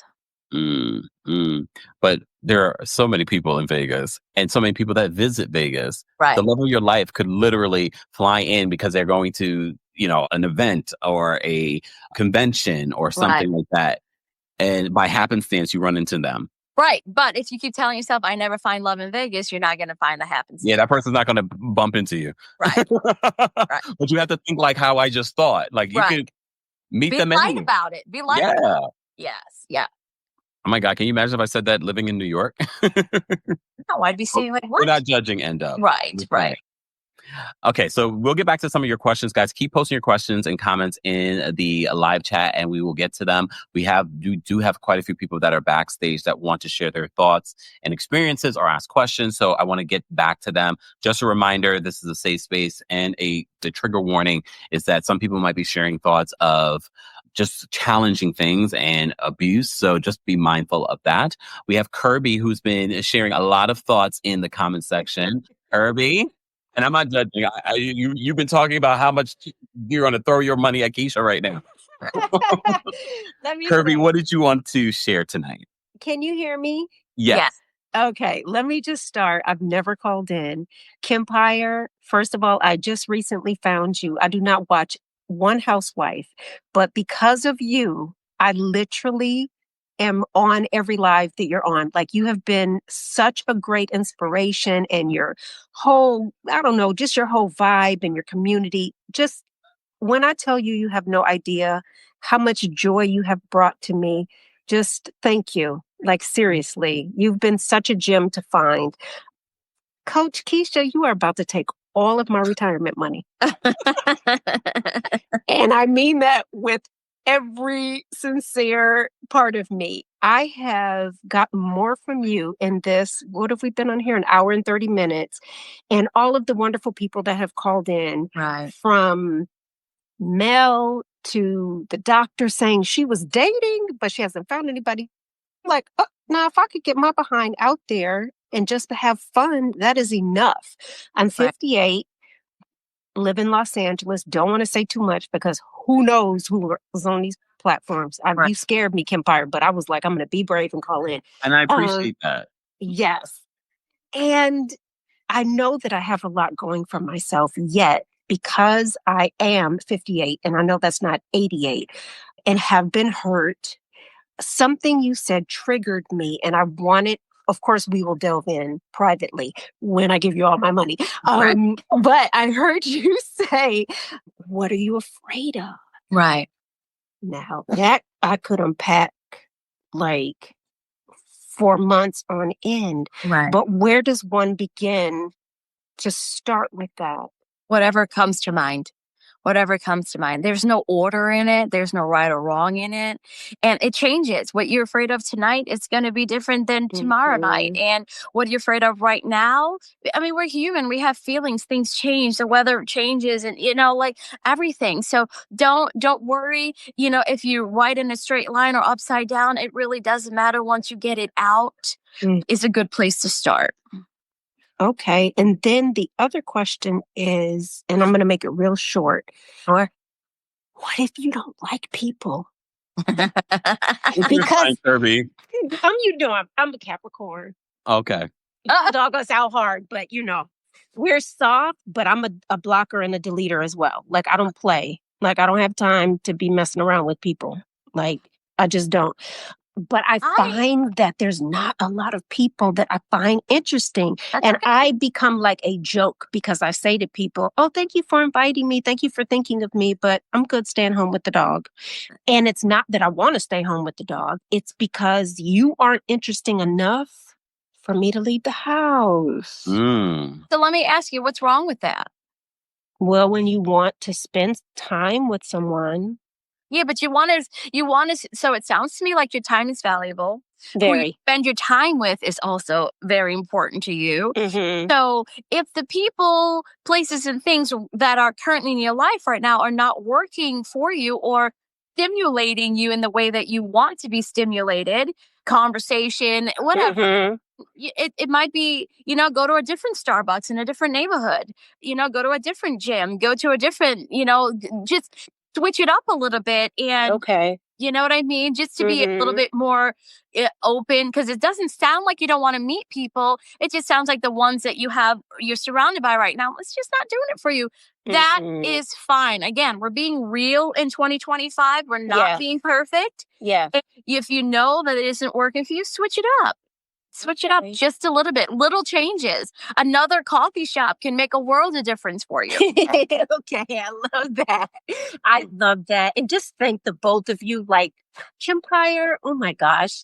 Coach Keisha, I'm going to be like, look, Lisa, I don't have time. Oh, look at me. That's my real name.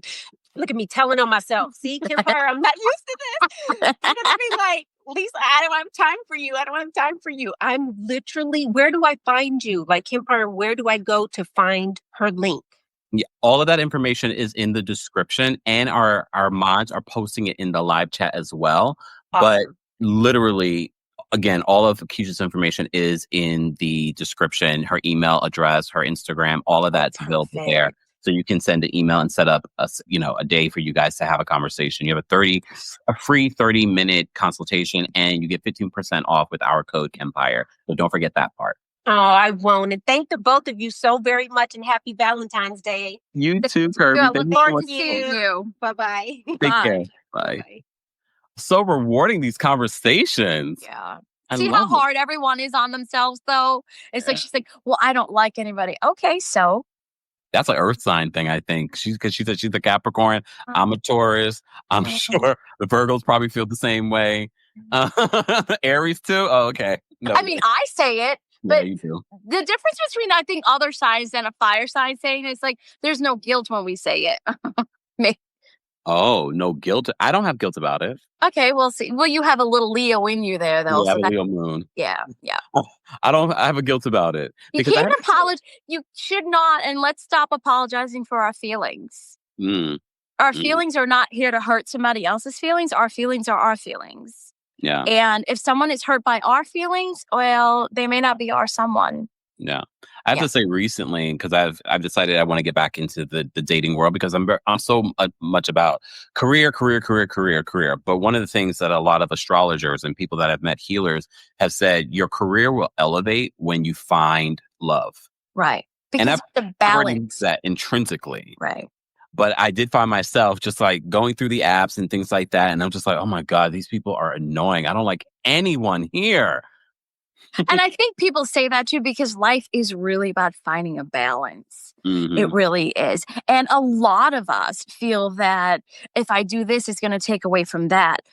A lot of people don't realize that if I do this, it might add to that. Yeah. You know what I mean? So, yeah.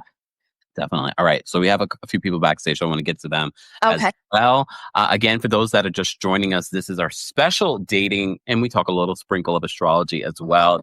Safe space for those that should judge us for talking about astrology. This is a safe space for us to talk about it. But this is also a safe space for people to share their thoughts, their opinions, and their dating experiences and questions. So feel free. Again, replay crew, we apologize that you missed it, but we set this reminder up a couple of days ago. Right. Next time we will be live on Valentine's Day. Woo to us. But we will be bringing Tana from Love Match Atlanta to answer and give you guys some dating tips. So stay tuned for that next Friday as well. You guys got me busy. All right, on my Friday night on a Valentine's Day. Till I'm single. All right. Which is fine. Not for long. Okay. Let's get to some more callers. We got Scarlett backstage. We're going to bring Scarlett up next. Scarlett, what did you want to ask or share? Hi, Kempire. Can you hear me? Yes. Are you at the club? I am. Okay. I'm not at the club. I'm actually like driving a little bit to kill time because I've been listening this whole entire time. You guys have been dropping gems. Hi, Coach Keisha. Hi. I'm a little nervous. It's my first time calling in. I usually do send the super chats. So just as a briefing, I'm 35 years old. I have a 4-year-old. I a post-divorcee. I got divorced in 2023. Separated in 2022. Divorced in 2023. And to make a long story short, I don't want to be long with it. Is I was in a relationship with someone who ended up essentially being like a green card marriage. He was somebody that I'd known when we would visit in Jamaica. And I had known him for years. We pretty much developed a relationship a couple years later. And I got with him overseas because he was working in another country at the time. And pretty much I decided that, this is a person that I wanted to be with. I got him here in the country and, we got married a few months later, despite my mother saying, no, I don't think this is a good idea. I'm Aquarius, so I like to kind of do my own thing. And I decided this is the best step for me. Long story short, it was a tumultuous marriage, very emotionally abusive marriage. And to add in, I was pregnant during the pandemic. We got separated in 2022. The straw that broke the camel's back was when I took a solo trip for my birthday and he accused me to Aruba and he accused me being with somebody on that trip and I was with no one. So he has done everything under the sun except for physical. When you talk about emotional abuse, it was like down to the T with the narcissism, gaslighting, making me feel uneasy around friends and family, just the whole nine. And I had been in traumatic situationships prior to that. So when I think back, I realized that maybe one of the reasons why I jumped into that relationship was because I was love bombed, because I'd been in such bad situations prior to that I felt like this was the one. But I did decide to get divorced in 2023. It took a few months for the situation to happen because we were living with with my parents when we got married, because something in me told me never to move in with this man. And I'm glad to this day that I didn't, because I think that the situation would have been worse. We got divorced. He got the house, and shortly after was trying to find a home for himself and tried to get it in my father's name.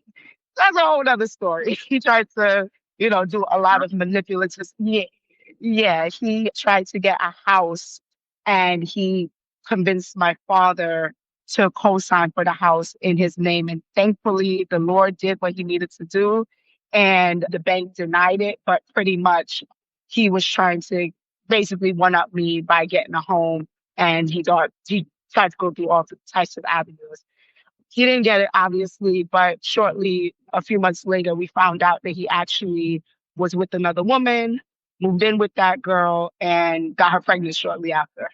So it would have been a situation where if he would have gotten that house, him and that girl would have probably been living together with a house under my father's name. So there is Scarlett, he's not the father of your child. he is the father of my Oh, child. he is the Yeah. father. Okay. Yeah, so I have to deal with co-parenting, and it has its ebbs and flows, but it's sometimes just triggering because a lot of things I have to deal with. So I've pretty much been single this entire time. I have not dated. I've not been intimate with anybody. And my question is I don't want to make the same mistakes.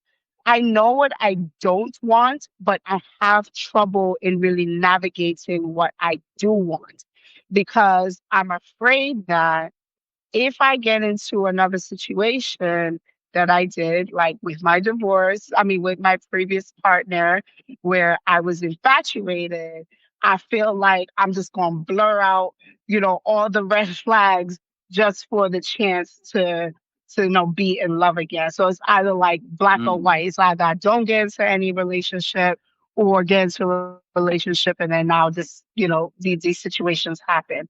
So my question is what are what are some practical ways that, like, maybe affirmations? I know you said writing down, but it's like when you feel like you're about to make a bad decision, what should I do in that moment to kind of reel myself back in and say, Janelle, you know you're not supposed to talk to this person. Janelle, you're not supposed to go to this guy's house. Janelle, you know that this kind of date is not, this kind of person is not for you. Don't try and give them like a second chance. Like, how do you do that in that moment? Because I think I have trouble. I write things down, I'll pray about it. But when it's like in that moment, I get a little impulsive, and then I'm just like, okay, whatever, I'll be fine. And then next thing you know, I'm in another situation. Okay. I would say to you, thank you. And I'm very, it's heartbreaking to hear stories like that. And so I appreciate you sharing your story with us. What I will say is, it sounds like you kind of understand when you were in a situation. I'm not sure how much you're trusting your instincts when you're in these situations, but I'm going to talk to you to work a little bit on your self-esteem. That would be my first suggestion, because I feel like if you truly valued yourself, you would respect, yourself a little bit more. It's not about him or them or the relationships, because you see the red flags. You're telling yourself the red flags, but you're not respecting your own opinion or your evaluation of these flags. And that's, so you're not trusting your own self because you're not giving yourself value. So part of the reason when you jump into some of these relationships, your partner's taking lead on this because you're just like forfeiting your intuition. You're forfeiting how you feel about this because you're not trusting it. Does that make sense? Yeah, no, that definitely makes sense. I know that, self-esteem has been a big thing for me, and I've gone to therapy, and I've worked on a lot, But I think the practicality of like really saying to myself, okay, these things are not worth my value is where I struggle. So like I And can start say it in my small. mind, but then Start yeah, small. Like, yeah, like I am okay. I am a good person. I am a loving person. I am a giving person. Like, say things that feel normal and natural to you. If yeah, you're walking around saying that I am gorgeous, and I'm not saying you're not saying that and that's like stretching it, say things that come mhm, easy and natural and it feels comfortable for you to say about yourself.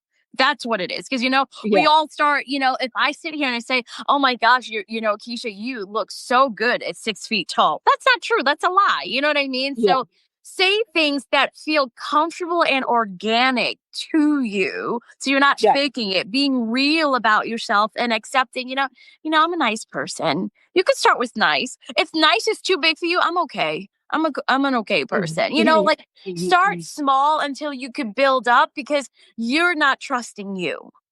Mm. That's what it boils Mhm. down to. You're not trusting you. Yeah, And people sense that. So if they know that you're not yeah, trusting you, they're taking over and and they're going to, do whatever they need to do or think they need to do. So start trusting yourself. You know it, but mhm. you need to start adding value to yourself. Thank you. Thank you so much. Oh, you're I welcome. really appreciate that. I'm definitely going to, but I think that this is going to be my year two date. But I'm going to definitely take what you said and work on that before I jump in the pool. Absolutely. Start loving yourself, start accepting yourself, and you're okay. Thank you, Scarlett. Thank you. Bye. Take care.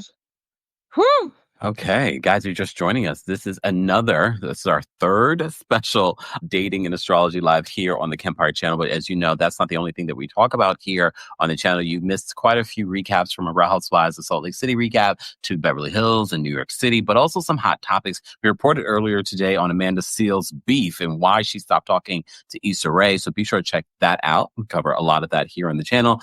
And for more information on our special guest for tonight, Life Coach Keisha, will be available in the description. She is giving you guys a free 30-minute consultation plus 15% off using the discount code Kempire for your session. All right. Let's get to some more callers and we will get to some of the. Actually, you know what? I'm going to go for, reminder.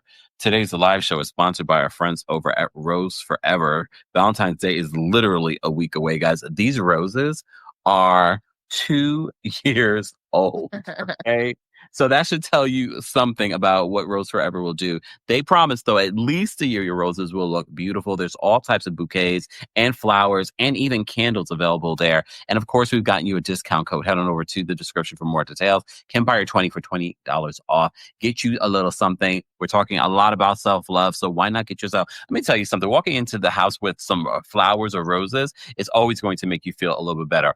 Or whatever type of roses or flowers that you enjoy. Maybe it's actual plants. Do something for yourself. Right. All right. All right. Let me just go back to some of the comments that I say. Vlog with Namali asked the question, how do I find what kind of men I like? How do you find? Are I we think talking like apps? Or are we talking about like what's your first thought on the question? Well, I feel like if she doesn't know the kind of man that she likes, there's no way we can guide her in finding that. I think at this point, she should know. And that goes back to values. See, a lot of my people out there are looking for people to tell them what they like. Oh, you like this. This is what you like. You like when I talk to you like this. You like when I do this for you. No, I like this. Guys, if you don't know what you like and you don't know what self-love is and you don't know what self-care is, how can someone offer that to you? Mm, yeah. If I was to take the question in another way, if she knows the kind of men that she likes and she's asking, how do I find them? If she's not finding them, she's not in the right space for them. Do you know what I mean? Like the right mental space, the right environment. So that's something you'd have to, it's like the other caller that we just had. It's like, I have all these people in my life, but it's not the right type of people. Change your environment. Like I said, it could be as easy as like going to a different coffee shop, going to a different, a different restaurant that you usually go. Like change up your routine. If you walk out your house and you go left every day, try going right for your run today. Like just, it's, like you can change your habits much easier than you think. It doesn't have to be this huge, like, oh, I have to do this. No, guys, don't go left today, go right. Mm. You know? Cleopatra's question is, how soon is too soon to date after heartbreak? I think only you can know that. I know a lot of people jump into relationships very quickly after heartbreak, and that typically is because we're looking for the validation. That's why, it's like, I'm going to start dating because, see, you didn't like me, he likes me, or she likes me, and da da da da da da.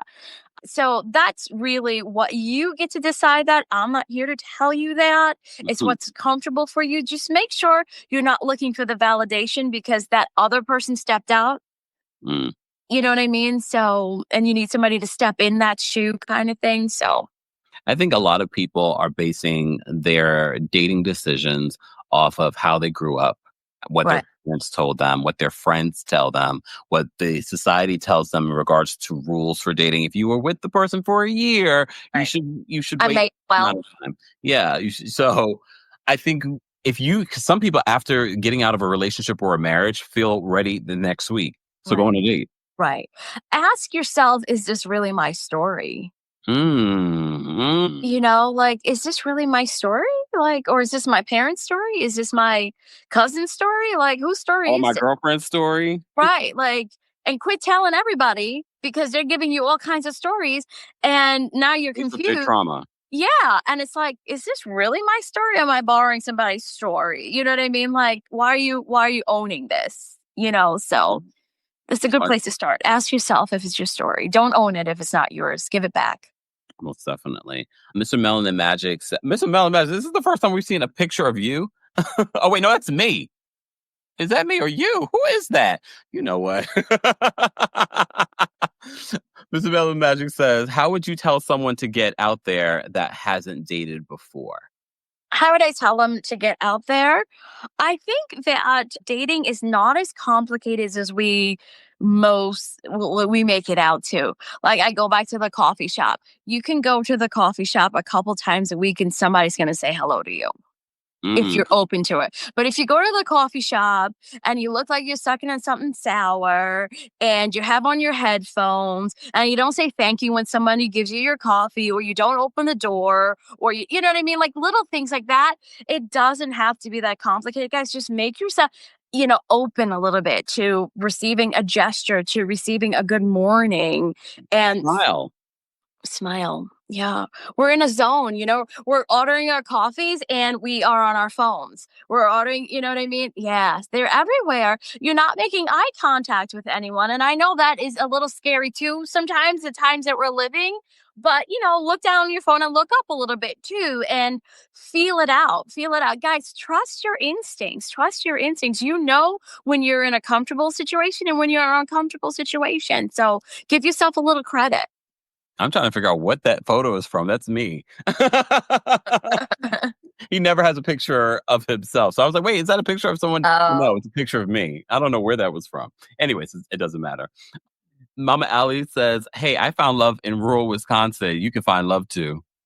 In regards to N-Dub's question. Yeah. It's true. You can find love anywhere. Yeah. For all you know, again, there's been someone there waiting for you their entire lives. You just got to be ready and open for it. And stop telling you that it's not there. That's the first We had step. one, I think, last week with a similar question in regards to, like, I'm never going to find love in this small town. Trust me, there's no one here. I was like, you don't know that. Well, that's how you started your story. So you'll never find love. So. Most definitely. Guys, if you haven't already, liking the video is an easy and free way of supporting not just my channel, but other channels that talk about similar topics or might be covering a similar topic like this one. And this is how we continue to grow our community. And this video, which I feel like is helping a lot of people, might help someone that might be new to our channel and might one day say to us, oh, Kempire, I discovered you during your dating live. And now I love everything else that you have on the channel. So be sure to like the video. It's easy and it's free. And more information on Life Coach Keisha will be available in the description. All right, we'll get back to some of the questions that you guys have in the live chat. Again, if you have any questions, please post them in the live chat and I will try and save them so that we can get to them. But we have some people backstage that want to ask questions. I'm going to bring up Miss Parker next. Hold on. Miss Parker, what's going on? How are you? Hi, you guys. How are you? Good, How are thank you. Good. Hi, Kempire. I'm coming out of the bushes. I see that. So, just a little bit about me. I am a Scorpio. I'm a single mom. My son just turned 11. Oh. And I have not been in a relationship and or dating since his father and I broke up, and that was in like 2018. Mm. And since that time, my goal has always been set on being like, that's just like my thing. And I'll tell people, like, I feel like my whole identity is being a mom. Mm. My motivation in life, even for work, is to work hard to be a good mom. Mm. So I'm just wondering, like, I don't feel like I'll meet people because unless I'm in a setting, because I'm always doing activities with my son. So I'm like, I guess I'm not going to meet somebody unless they're at the bounce house or or they're at swim lessons and things like that. So that's usually like how it is. I'm not closed off to it, but like I'm truly focused on my son. Mm. And pretty much like his father and I do not co-parent well. I can't even really call it. It's more, what do they call it? Where it's not co-parenting. Let's just say that. Mm. So, and I'm the main caregiver, and my son does have special needs. So that is an added layer. So how do you think that somebody like me should navigate that? And I also don't want to feel like pressured to be out there because I feel like if I do something like that, it'll take away from my son. Mm. That's what it is. She's right. Parallel parenting. That's exactly what it is. Mm. Okay. Keisha? So what is exactly you looking to do? Because you defined yourself as being a mom, and being a good mom is very important to you. So what else would you like to add to your plate other than being a good mom, and that you're allowed to be on your plate? Because you sound like you don't want anything else to be a distraction from you being a good mom. So what exactly are you looking for in addition to being a good mom?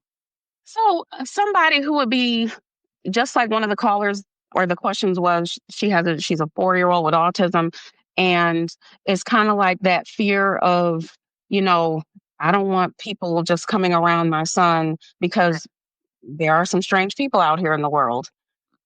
Just like, So are you I don't looking want for to be, a relationship, a romantic relationship? Are you looking to date? What are we looking for here? I would like to eventually date just to get back out there.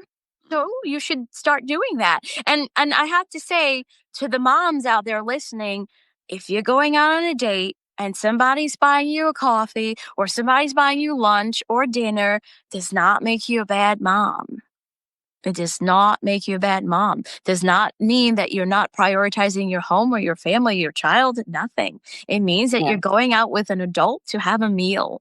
That's all it means. And then you could decide if you like this person, if you want to see them again, if they're worthy of bringing home to meet my family and my child. It's okay. You can go have a meal as an adult with someone of the opposite sex, the same sex. You don't question it with other people. So don't judge yourself. Don't judge your behavior, and don't judge yourself for wanting to do something like that. You're not a bad mom if you go out to dinner with someone. You're not neglecting your family if you go out to dinner with someone. And don't introduce anybody to your children, your family, until you're sure that's something that you want. Because right now you just want to go out to dinner or have coffee or walk in the park when the weather is nice. This reminds me of something that I learned a long time ago and something that we've discussed here in the channel before when we talk about relationships, especially when people are married. But I think this is so relevant to you as well, Ms. Parker, is that it's important in order for you to be the best mom to pour into yourself. And pouring into yourself includes being, going out there and having a good time, and be that with friends and family, but also in a partnership and in love and dating and having fun with dating, you will become an even better mom and a better example because of that. Right. So keep that in mind as well. Right. We've had callers earlier tonight talking about they haven't seen examples of love or relationships as well, Miss Parker. So just, don't be so hard on yourself and your actions. And it's okay to go out and share a meal or coffee or something with whomever, and know that you're still a good mom, and your child is still a priority, and their needs are still a priority, but you're a person too, and you want a different type of relationship, and that's okay. Thank you for that. I totally appreciate that, because I so feel that if I even open up that door, that somehow that's neglecting my son. So No, I appreciate absolutely that. not. Just remember, some of the other callers that are calling in to say that they didn't see that, they never had that. So Yeah. see the value in being a parent that is happy and is, you know what I mean? Relationships does not always have to be ugly, dramatic, and traumatic. They can be loving and beautiful and wonderful too. And people want to see that. And that's a beautiful lesson to teach your children and your families as well.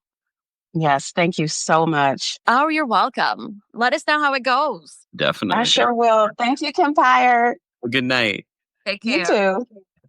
Miss Parker, because I was using the green screen for some of my videos, and Miss Parker said, "This reminds me of the old school Kempire dates." And I said, Miss Parker has been following for a long time, because I have not used that green screen in a few years. So shout out to Miss Parker. Shout out to those. And again, for those that are in the live chat or those of you watching the replay, please sure to let us know how long you've been watching the channel as well. Guys, also don't forget, you can book a session, a free 30-minute consultation with life coach Keisha in the description. But don't forget, you can also get 15% off when you use the code Kempire. All right.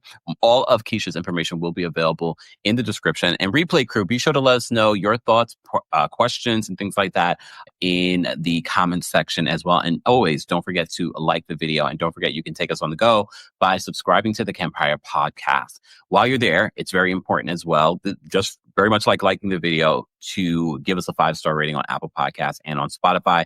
That allows us to continue to grow what we've been growing here, both on YouTube, TikTok, Twitch, Twitter, and Instagram, and on Facebook. So we appreciate, thank you to those that have already given us a 5-star rating on those platforms. We greatly appreciate it. We also greatly appreciate our channel members in the live chat and in the replay crew. And of course, we also appreciate our King's Guards, aka moderators. So be sure to share some love with them as well. Before we bring up Miss Esquire, I wanted to answer some more questions that we had in the live chat, and then we're gonna wrap this up. We're not going to do a 5-hour live, because when we have guests, I try not to do it. But we're already going on 2 hours. No, we're over 2 hours now.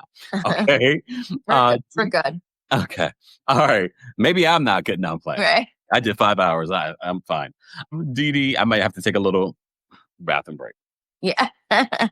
Okay. Dee Dee says, okay, in Dee Dee's question, how can you love again when you have debilitating trust issues? Ooh. How can you love again when you have debilitating trust issues? I think that's another piece of homework about self-reflection, finding out what's really what is going on with you, that you're attracting people that are second guessing your trust, because the trust issues usually start with yourselves, guys. Mm-hmm. You don't trust your instincts. You don't trust you. Again, you project that onto other people, and they just reflect it back to you. Mm-hmm. So, I mean, that's a deeper issue. And I mean, trust issues runs the gamut, but that is also homework of a little self-reflection. Like, what am I doing? What am I doing here? What am I doing? What am I giving? What am I expecting? What am I sharing? Am I giving the wrong message again here? So the other thing that I would say in regards to this, very mindful of what we've been saying throughout this live, is be mindful of the words that you're using. I don't want to say that what you're going through isn't debilitating, but the intensity of that word, I'm sure if you called in and you explained it to us, we probably wouldn't view it like that. And maybe after discussing it, you wouldn't view it as feel that way. Yeah. But I'm sure for you, it does feel that way. But I think writing that down, right, I sense that I was like, oh, that's pretty You're serious. labeling yourself, and again, that could be a lot of things. Are you living up to the label? Are you telling yourself a story? Is that your story? So there's a lot to unpack there with a word that's so heavy. Yeah, Yeah. definitely. Okay. All right. I want to answer another question, then we'll bring up Miss Esquire. Tiffany says, how do you get back into the dating scene after a long-term relationship? Where do you start? Before you answer that, I'm going to take a little of a potty break and leave it up to Keisha to answer. I will share my opinion when I come back. All right, guys, let me just first turn off my camera. And Okay, Miss Tiffany. So if you've not, if you've, what is it, after a long time, how do you get back on the scene? I know this sounds very simplistic to everyone, but it's just switching up your daily routine, switching up your daily habits. Like I said, sometimes it's as easy as going somewhere different, meeting new people. If that's a little bit difficult for you, it's like, you know what? I always go to the Starbucks on, 15th Street. Let me go to the Starbucks on 16th Street. It's just really important to make baby steps, do things a little differently, and start to open yourself up. It goes back to the comment that Kemp and I made before. It's like sometimes we go places and our head's on the phone or we have on headphones. We don't really acknowledge somebody who opened the door for us. We don't really make eye contact with anybody. All those things get you prepared and get you comfortable back in the scene. Some of us who haven't been dating or just was in a long-term relationship really don't know how to reintroduce ourselves into the world per se. So I think it's about easing ourselves back into the scene. You don't have to jump into like a dating app and like go out. And if that's comfortable for you, do that as well. But don't overthink it. Just baby steps. Making a little eye contact here and there. Do things that make you feel comfortable, but different from your regular routine. That would be my suggestion to you. and I'm back. All right. You give me 1 second, Cap. I'll be right back. Oh, perfect. Oh, perfect. Guys, if you're just joining us, we have a special guest, life coach Keisha, that is here with us tonight answering some of your questions. Let me see if I have something I want to say in regards to this, Tiffany. And for those that are in the live chat, be sure to post your comments and questions as well. That way I'll be able to save them and go back to them. And when Keisha comes back, then I'll bring up Ms. Esquire because I want to make sure she's able to hear everyone's question and story. But Tiffany says, how do you get back into the dating scene after a long-term relationship? Where do you start? Damn. Where do you start? I mean, I give my little 2 cents already. I can repeat it if you want. I always think baby steps. I think it's something that people overthink, especially if you've been at it for a while. Like I said, you could jump on an app if that makes you feel more comfortable, but it's going, like I said, it's going to a different coffee spot, doing something a little bit different, making a little bit of eye contact, maybe not wearing your earbuds when you go to the coffee, like you might say good morning to someone and say, thank you. You have to kind of reintroduce yourself, trust your instincts, feel comfortable again. That was my suggestion. I think that's all good. I mean, look, I'm in a similar situation as well. I haven't really been in a serious relationship for a very long time, but you have to do what makes you comfortable. Right. And if you're still not seeing results, then you've got to start trying different things. Right. As Keisha has been mentioning before. I hope that was helpful, Tiffany. Thank you so much for sharing a question in the live chat. All right. Nash says that Nash was one of our Rose Forever winners last week. Just Kemp, my Rose Forever giveaway arrived. They are beautiful. Thank you. Thank you, Nash, for being a part of the community. And congratulations on winning. I think that's amazing. Okay. All right. Let's bring up Miss Esquire. She's waited so patiently behind the scenes. We appreciate you, Miss Esquire. What did you want to ask? Hi, good evening, Kemp. Good evening, Life Coach Keisha, Hi. chat mods. Hi. So I call in all the time, and I have never been as nervous to call in as I am today. And I just want everybody in the chat to know we're going to pretend like the next time I call in and am shady about the housewives that this never happened. Agreed. Because I'm a Virgo and I got a reputation to uphold. So my question, I'll give you a little bit of my scene and I'll try to be really succinct because it is getting late. So 5 years ago, I was single gal in my 30s, living in Los Angeles, kind of bi-coastal between Los Angeles and Tennessee, lawyer, doing my thing, having good times and not long times, but just really enjoying life. And that was my life 5 years ago. And I enjoyed it. I really loved it. And then flash forward 5 years later, I am a single parent of two. I have relocated back to Tennessee. I have buried a sister who is the mother of my two babies. I have two baby fathers who I never had any romantic relationship with, didn't have very much of a relationship with at all, who I now don't have to co-parent with.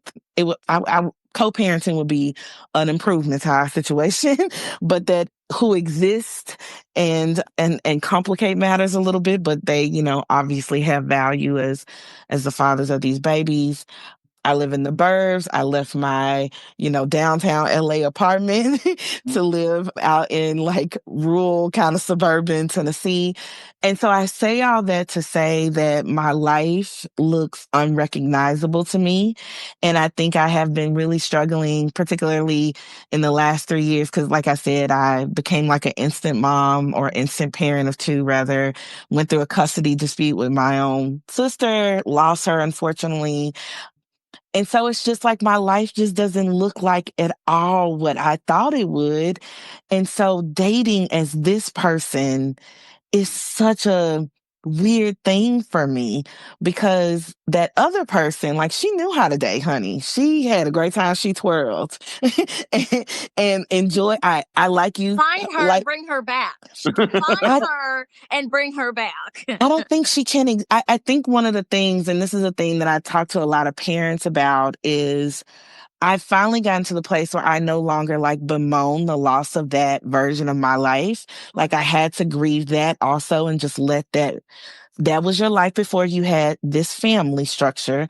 And now you have to build something new. So I think the challenge for me is dating looks different. I don't know that it can be as carefree as it used to be because I do have these two little ones and they are all that I have left of my sister on this earth. So I'm fiercely protective of them. And the values that I need in a man are, or in a woman, because I'm bi, would be a lot of kindness, a lot of patience, but a lot of flexibility. I don't even know that I would want someone to live with us. That's how flexible I would need a potential partner to be. They would have to be someone who understands everything that I have at the moment you meet me is reserved for these children. So you would have to sign a prenup. You would have to be comfortable that I have to secure their future because I'm their only, parent. And are you okay with that? That there's going to be things set up for them that ain't yours and you ain't get no access to. Like it feels like such a overwhelming situation to ask anybody to step into. So for the last 3 years, I haven't. Because I'm like, how do I even explain my life to a person? I can barely explain it to myself. So I think it would be helpful to know from you, how do I walk into dating in this new life that I have without feeling shameful for where my life is or not feeling like I have to apologize that it's so complicated? Because I think that's what I struggle with and why I'm not out there meeting people now. Okay, so this is loaded and it's heavy, but I'm going to, and thank you for sharing it because I understand. I'm so sorry to do that to you 2 hours and 15 minutes. No, you're fine. No. But I would rewind all the way back to when I told you find that girl and, twirl. And the reason why I said that is because you retired her, which is fine. You could grieve her, but you didn't define who the new you is. Mm-hmm. Right? So you're not really sure. That's kind of why you feel overwhelmed with your own life because you retired her, but you didn't create a new you. Mm-hmm. Do you know what I mean? So did you really retire the other pieces of you or not? So there's a kind of a limbo and a kind of a confusion going on internally with you. And I understand because it sounds like life just lifed around you and threw things at you. Yeah. But I think if you would just kind of get clear on, okay, this is my life. This is, this is what it looks like, or this is what I want it to look like. kind of thing. And you're feeling overwhelmed, and that's very understandable. But you're also thinking that how could somebody come into this life without feeling overwhelmed? They might come into this life feeling fine and deal with it okay. But because you feel overwhelmed, you're projecting that to somebody else that they will feel overwhelmed. So forget them right now. Your homework is really to define what you want your life to look like. That's what it is. And I understand the shame and the embarrassment. I'm not sure why you're feeling shame and embarrassment, but I also think that maybe the slight chaos is what you might be judging as like, I don't have any clarity here. This is just a hot mess. So you might be judging yourself and your life a little harshly when nobody else is, because we're hearing your story and we're like, wow, she's brave. She's a soldier. Do you know what I mean? But that's not how you're. Yeah, it's just like, I'm like, you got to come into this and be like, okay, I got 2 kids. They're not my biological kids. I got 2 baby daddies. I ain't never had a relationship with them. But don't worry about that fictional person yet. You don't have to explain that to that person yet. When you're grounded and solid in who you are and what you bring to the table, may it be 10 children, 2 children, it doesn't matter. When we're grounded and solid in who we are, we will meet the right person that will complement that. But the key is to be true to who we are, and the rest follows. And I know that sounds so cliche, guys, but no, be clear, map it out. This is my life. This is what I want it to look like. It's like when you get a new apartment, when you get a new house, you figure out where you're going to put the couch, where you're going to put you figure all those things out. But in life, we don't figure those things out for ourselves and we expect it to work perfectly. Take a step back and map your life out for yourselves. See what it looks like, what you want it to look like, what you want it to feel like. So you'll know where you need to make some changes or add or subtract. And then you could bring someone into your life and they might like the chaos and they might not even find it to be chaotic. No. Thank you so much. I needed to hear that. Oh, Thank good. you. You're welcome. Thanks, Kemp. This never happened the next time we talked, okay? I'm not done. Can I have my 2 cents? Oh, come on. Give me your 2 cents. First of all, our community, we get to know a lot of people, especially people that call in or are part of the live chat and things like that. So we've known Miss Esquire for quite some time. I actually met Miss Esquire in Nashville. Keisha, you were at the Nashville. Oh, okay. Yeah, Miss Esquire was there as well. So I already knew Miss Esquire is an amazing person, and I knew a little bit about this story. But hearing this and hearing how you feel about where your life is when it comes to dating and everything that you're dealing with. First of all, you're a superwoman for handling what you're handling.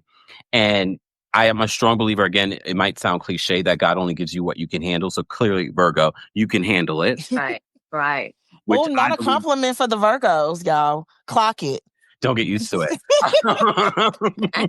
But here's the thing. And I always say, get you a Virgo when you want to get something done. Right. And you need to write that on a wall because it should be your mantra. And take away the Virgo and say, I will get this done. And you can get it done with children, with the baby's fathers, and finding the love of your life. You just have to believe it. Right. 100%. Map it out. And I look forward to hearing more about it. Me too. Me too. Okay, you will get it in the DMs. Yes. So much. Thank you, Ms. I'm going to get on over to the chat. Bye, y'all. Take care. Oh, my goodness. God bless her. Oof. I mean, I feel like the one common denominator we've heard so far tonight, Cam, but I don't know if you'll agree, is how people are so hard on themselves. There's always like, oh, am I doing it right? Am I enough? Can I get this right? And it's like, guys, yes, you're doing it. Like you're rock stars, you're soldiers, you're getting it done. Don't judge yourself so hard. Yep.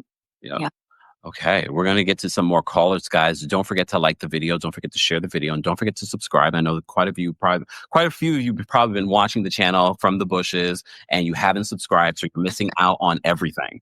Okay, you're missing out on when we have breaking news. You're missing out on our community posts. You're missing out when we have special lives like this because you're not following and subscribe. So make sure you subscribe and make sure that you're still respecting our community guidelines in regards to respecting and keeping this a safe space for people to share their stories, because this is a very sensitive time for a lot of people and they're really being very vulnerable. And for a lot of people, it's the first time that they're sharing this and they're sharing it publicly. So let's continue to create a safe space for people in the comment section and, of course, in the live chat. We're going to bring up Ariana in just a second. And then I think Ariana probably will be our last caller, unless because I know someone else was calling in, but they disconnected. So if they come back, we'll bring them up. But Fab Mitch says in the chat, oh, another Virgo. I'm a Virgo who is in the over 40 age range on the dating apps, had not a great experience. Should I try again on the apps or elevate to a matchmaker? I mean, I think whatever works, guys. There's no right or wrong. I think be open to it. If a matchmaker is something you're interested in, try it. Have fun with it. Don't be like, oh, this isn't working kind of thing. Cause I think that adds pressure. That adds, like, well, what's the result you're looking for? I know you might looking for everlasting love, but on the way there, twirl, be happy, be excited. Not like, oh gosh, this isn't working. That's not the energy, and let me tell you, I can apply this to like money. People are like, oh my gosh, the bills are here. Be thrilled you have the money to pay the bills. Be thrilled that you have, like you have the app. Like be excited about these things because the energy, the words, the feelings that you're putting out there, it really affects how, the effects of it. It really affects how you feel about it. It affects the outcome of it. Be excited you could do the things that you can do and don't judge either one. You could do both. And if you can afford a matchmaker, be thrilled that you can afford a matchmaker. Exactly. And invest in that. And look, and then some people will be like, I can't afford a matchmaker. Some of you can actually afford a matchmaker. It's more about prioritizing it. Okay. Right. So keep that in mind. And next week, we will be bringing Tana. You remember Tana from the Duo and Love Match Atlanta. She will be dropping by for our special Valentine's Day live, where she'll be answering your questions as well and giving you guys tips for dating and love, like life coach Keisha. But if you would like to book a session with Keisha, more information on life coach Keisha will be available in the description. You will get a free 30-minute consultation plus 15% off when you use the code Kempire. So more information on Keisha will be available in the description, and be sure to follow her on Instagram. That is also available in the description.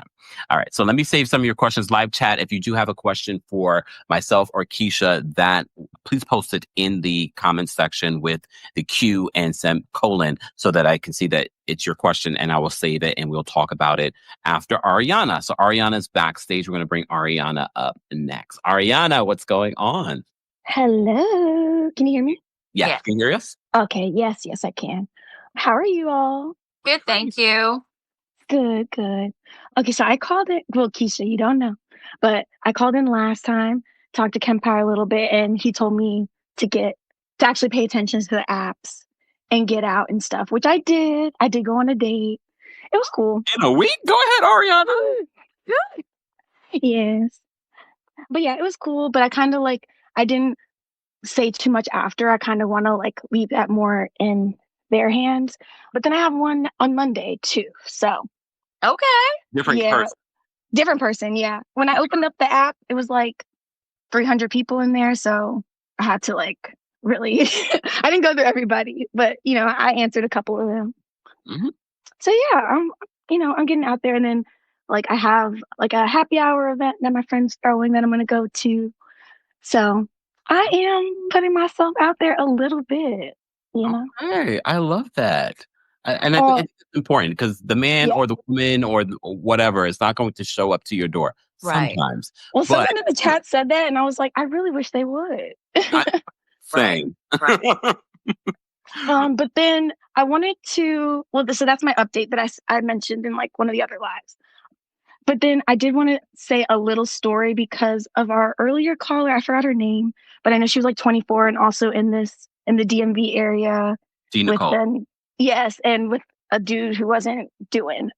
With my ex, this is the catalyst of us breaking up, but I had a game night at my house. I had 25 of my friends over. It was a really big event. I planned it for a month or two. It was Olympic themed. It was so awesome, right? So then that morning, he started a fight with me. I don't know why. He just started to fight with me. And he was like, if you don't want me to come, I don't have to come. And I'm like, who said that? Well, I really didn't understand it, right? So then when he comes, he's helping me out or whatever, then everyone comes. And then he starts getting an attitude with me, maybe an hour within the party. And I'm checking in on him. I'm like, are you okay? How are you doing? Mind you, I'm 26. This man is 30. Okay. So, I'm checking in. Well, at the time I was 25. But yeah, so I'm checking in on him, like, is everything okay? He's like, yeah, yeah. So then we're having these games, blah, blah, blah. Like 3 hours, like the party's been going on for like 4 hours now. And we're playing this game. Oh, it's by Tyrell, the Terrell Show. I know you effing lion, if y'all know. It's fun game for your friends. And he didn't like hear the rules properly or whatever. And we were like telling him like, oh, you need to say one more like item or whatever.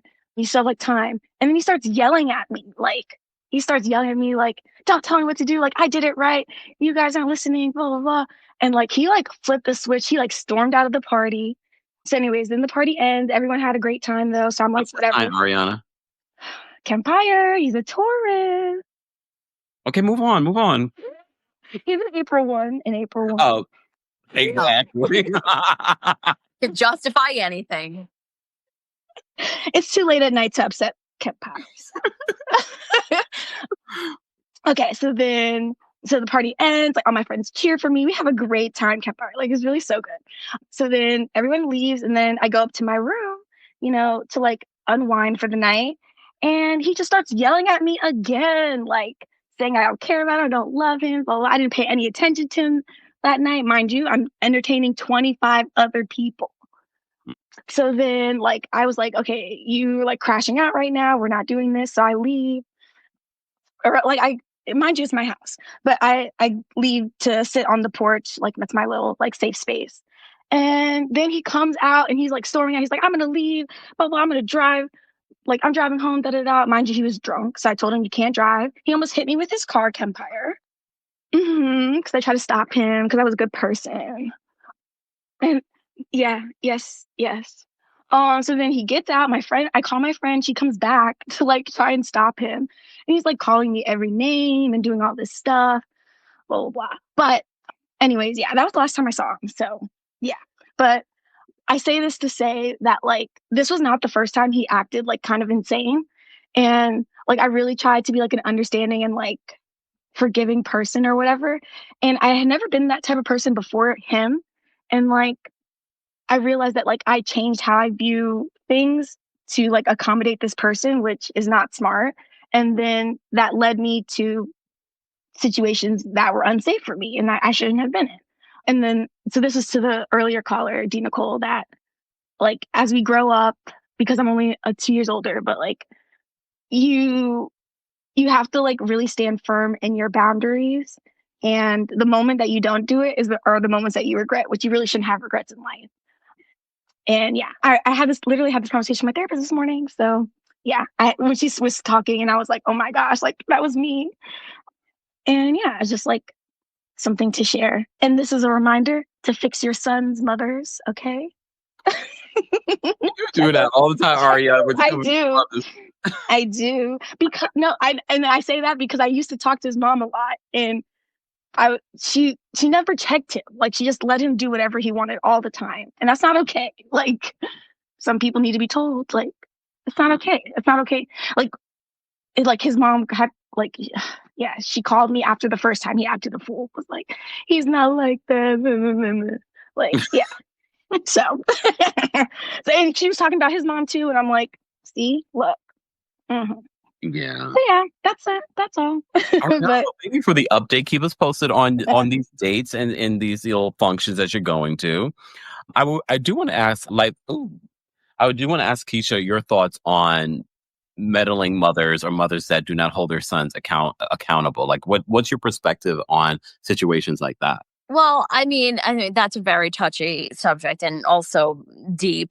It's it's about your personal boundaries. You have to set them because people will overstep. You have to have those, hard and fast. Like they will meddle, but you're like, if you set your boundaries, they'll know not to call you. If you set your boundaries, they know that they cannot say certain things to you. It's not rude. It's not disrespectful. You're in a relationship with, in this situation, her son. And you could just very politely say, I am not discussing this with you right now. Set your boundaries. You don't have to justify his bad behavior, and you certainly don't need her to call and justify his bad behavior. But I'm going to say this to you, Ariana, because you are young, and to all the other listeners, Guys, trust your instincts. They show you who they are. They behave, you forgive them, and the behaviors just gets worse or it happens more often. And you second guess yourself. Trust your instincts. Get away from these situations as soon as you can. And don't let anybody tell you different. If you feel uncomfortable, that's it. Don't have this mama, doesn't have anybody else call you to tell you he doesn't behave that way. It wasn't his twin that night, it was him. It was him. Right. So trust your instincts, okay? Yeah. Like, I don't know why in those situations you're like, oh, I should listen to other people. Like that, it's so stupid. Like, Well, don't judge yourself. I mean, that's part Yeah. of growing and that's part of learning. Is like sometimes we are placed in these situations as as uncomfortable as they may be, so you can learn your own lesson. Because the biggest lesson you learn here is like, I knew that. But don't come from a place of judgment or hate and like, well, I am so this, I'm so that. No, I knew that. I won't do that again, and you move on from it. Cleopatra says, not his twin or representative. Correct. It's him. It was him. Yeah. Yes, and it's not just a fleeting moment or just a one-time thing. It'll happen again. It always does. Yeah. Ariana, thank you so much for calling in and sharing your experience. Keep us up to date. Yes. I will, Kempire. Thank you, Keisha, life coach. Thank you very Take much. care. Nice meeting you. Have a good You night. too. Good night. Good night. Woo! Okay. First of all, shout out to all the callers, everyone that called in. For those who are watching the replay, we missed you, but stay tuned. Next week, we will be live again with our special guest, Tana from Love Match Atlanta. You know, she is a licensed matchmaker as well. So she will be helping all of us single folk next Friday on Valentine's Day. For those that don't have plans, that will be our plan, okay? But life coach Keisha is here giving you guys some of her perspectives, and this is just a sample of what you will get from meeting with her. You will get a free 30-minute consultation plus 15% off with the code Kempire. More information on Life Coach Keisha will be available, including her email, so you can set up an appointment. But also be sure to follow her on Instagram as well. And if you haven't liked the video yet, that's an easy and free way of supporting not just my channel, but other channels that talk about similar topics. And don't forget, an audio version of tonight's live will be available on the Kempire podcast. Be sure to subscribe today if you haven't already. And of course, today's live is being sponsored by our friends over at Rose Forever.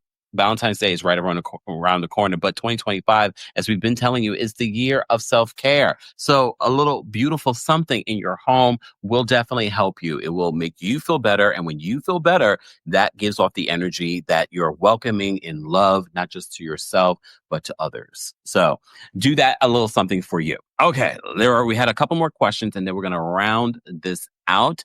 Okay. And if you won't, let me add to that. Yeah. If you don't do something nice and loving and special for yourself, who else will?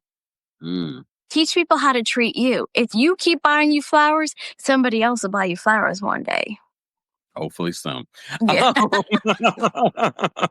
Jenna said this in regards to when we were talking about the man showing up at your door. Jenna says, don't wish that. My husband came to my housewarming with a mutual friend. It was a cute story at first. Now I'm divorcing him. Look, it doesn't always end up that way, Jenna. Okay. All right. Jenna's backstage. I should bring her up and ask her more questions about that. Right. Jenna. I didn't really think you were going to do it. Hi, I just drinking some water. Can you just a little bit more about that? If you don't want to, it's fine. Yeah. So no, it's fine. So it was a nice story. It's like a quintessential meet cute. And literally when people were saying that, I was like, in my situation, somebody said it. I was like, if only I could meet a man in my living room. And then I did meet a man in my living room. So a mutual friend asked if she could bring her friend, let's call him Lamar, to a party. And I was like, oh yeah, sure, you should bring him. And I thought I knew who she was talking about because I would always see her with her gay best friend, a guy that I knew, and he was funny and sweet. And I was like, you should bring him. And then I know she lives far away too, and then she commutes. So I was like, oh, of course, bring him. And I'm a very come one, come all type of Aquarian. Like, I like bring people in my space, but then get out when it's time for you to leave. And so then I was just like, come on. So and this guy that I know, he's like super petite. And Kempire, you met me before. We're about the same height. Then she walked in with this tall, beautiful man who was 6'4", and I was like, that is not her friend. And so I was like, that's not the friend I thought it was. I was like, girl. After the party, I was like, so are you dating him? And she was like, no. I was like, so y'all not together? I was like, run me his number. So, and it was a mutual thing where we liked each other and stuff like that. And we felt the connection, but it went south, and we've been together since like 2014. So, we've been together for some time, but things change sometimes after you get married. Things change when you become parents. And I think one of the things that changed, and I was listening to some of the stuff that people were saying, is that I clocked it right after we got married. We had an argument about something, and he tried to say, and I put my foot down. And so after I was done laughing in his face, because I was like, that's ridiculous, I was like, oh, you try to act brand new. This should be interesting. And it has been. So yeah. Without saying too much. But yeah, that's Okay. So now you're slowly but surely getting back out into the dating world after this. Oh no, remember I was saying I'm not trying to date nobody. I'm trying to date myself. So I want to date myself and make sure I'm developing myself. I pretty much always mention my baby when I call. She's always right next to me. So I'm like one of the other callers, and some of the other moms who called, who's very wrapped up in their child. But I'm also trying to be very conscious of making sure that I still do stuff that interests me. I still do stuff that develops me. Even when I went to the first Kempire Live show, we came to New York. It was sort of technically, our birthdays are close together, me and my daughter. So it's sort of for her birthday and my birthday. But so we went to the American Girl doll place in New York, and that was fun and that was kid friendly. But I left her at home at the hotel with her dad to go to the Kempire show. And so I'm trying to make sure I still do stuff for my interests. I left that little girl right in suburbia while I went to Hawaii a couple weeks ago. She'd be all right. And that was actually my first vacation, but solo, that wasn't for work, didn't involve her, since she's been born, and she just turned 5. So it was nice to finally get away. So I'm trying to do these things, make sure I'm developing my interests and stuff like that. And I'm still looking at, developing myself and my friend group, because I could see myself being one of these women that's maybe we don't want to be married. Maybe we just want to be fabulous and take our vacations, have our friend groups, do Friendsgiving, Valentine's Day, Galentine's Day, or whatever. And then maybe Kempire, I can be your lavender wife one day. We'll see. But, we'll see. So but just making sure I'm open to making sure that I'm a whole person. I'm not, just my daughter's mother. I'm not just my mother's daughter who I'm supposed to take care of her. I'm not just the caregiver. I also have to care for myself. Right. All these things, but don't let me go on a run. Yeah. Yeah. Good for you. How do you feel saying that? When you hear yourself speak that, do you feel empowered? Do you feel inspired? How do you feel? It makes me excited. I know, I understand more now. When I was in my 20s, I knew a woman that I worked with. When she heard somebody was getting divorced, she would always say, congratulations, and I'm sorry. Because it's most people with some sense don't get to this point lightly, especially when you're legally married in this country. They make it very difficult to extricate yourself, even when it's a bad situation. So it's obviously you thought about this a lot and a lot of steps went into it, but I see the light at the end of the tunnel because I know we can't exist as we are. And so I just feel better things are coming, kind of thing. So it makes me feel excited because I think my life will be better. And when I think it's 100% true, what a lot of people say, it's if your mother's happiness is a big indication of how happy you are. Right. So it's I don't have time to be dour and sour and upset because I have to pour down. Do I have to pour into myself? But I have to pour into this little Black girl. So she will know that she's fabulous and wonderful, and she can be happy and full of light and joy. I ain't got time for foolishness. Right. And you don't need anyone to fill your cup. You could do it yourself.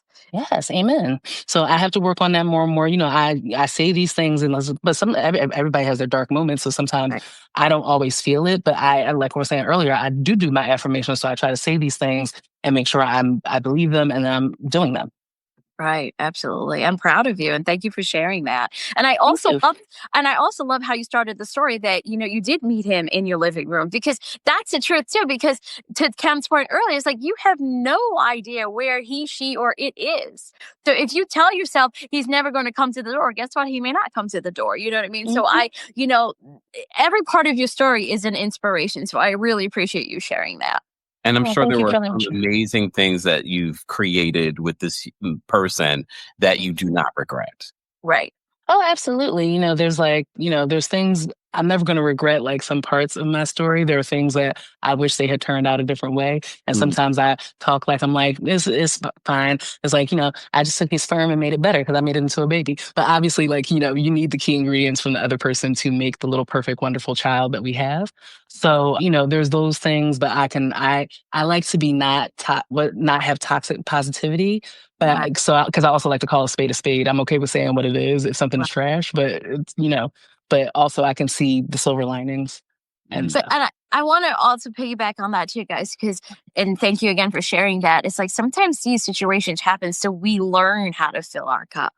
That's 99% of the time, all these things and situations happen to us because we need to learn how to fill our cup. And I think, and that's part of what I wanted to say earlier, because I didn't want to get too deep and take up too much time, because I'm aware that some of this is happening. It's partly because like I met him in a different space in my life before. And I think he probably doesn't realize it's this way, but sometimes people get used to you being smaller so that they can feel bigger. And, so even though I still need to do work on myself, I like myself a lot more than I used to. I feel more confident than I used to. My self-esteem is higher. Wow. And so and there are ways that I've grown and progressed. And sometimes like they say people grow apart. And if you're not willing to grow with a person, it's like, well, what are we going to do? Right. And but I love that. By the way, you said, I like myself. Guys, that's as simple as an affirmation you need. I like myself. I like who I'm becoming.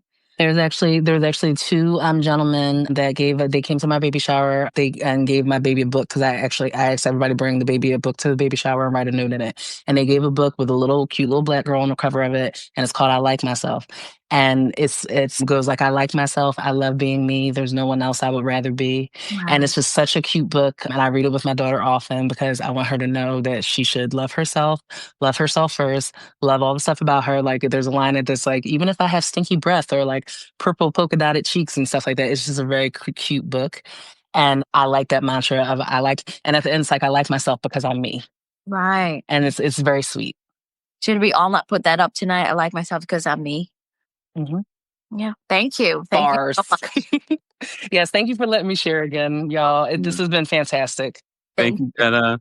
All right. Y'all take care. Bye-bye. Bye. Oh, did you have something else to say, Jenna? I'm sorry. No, I just said, let me go email Keisha. Looking forward to it.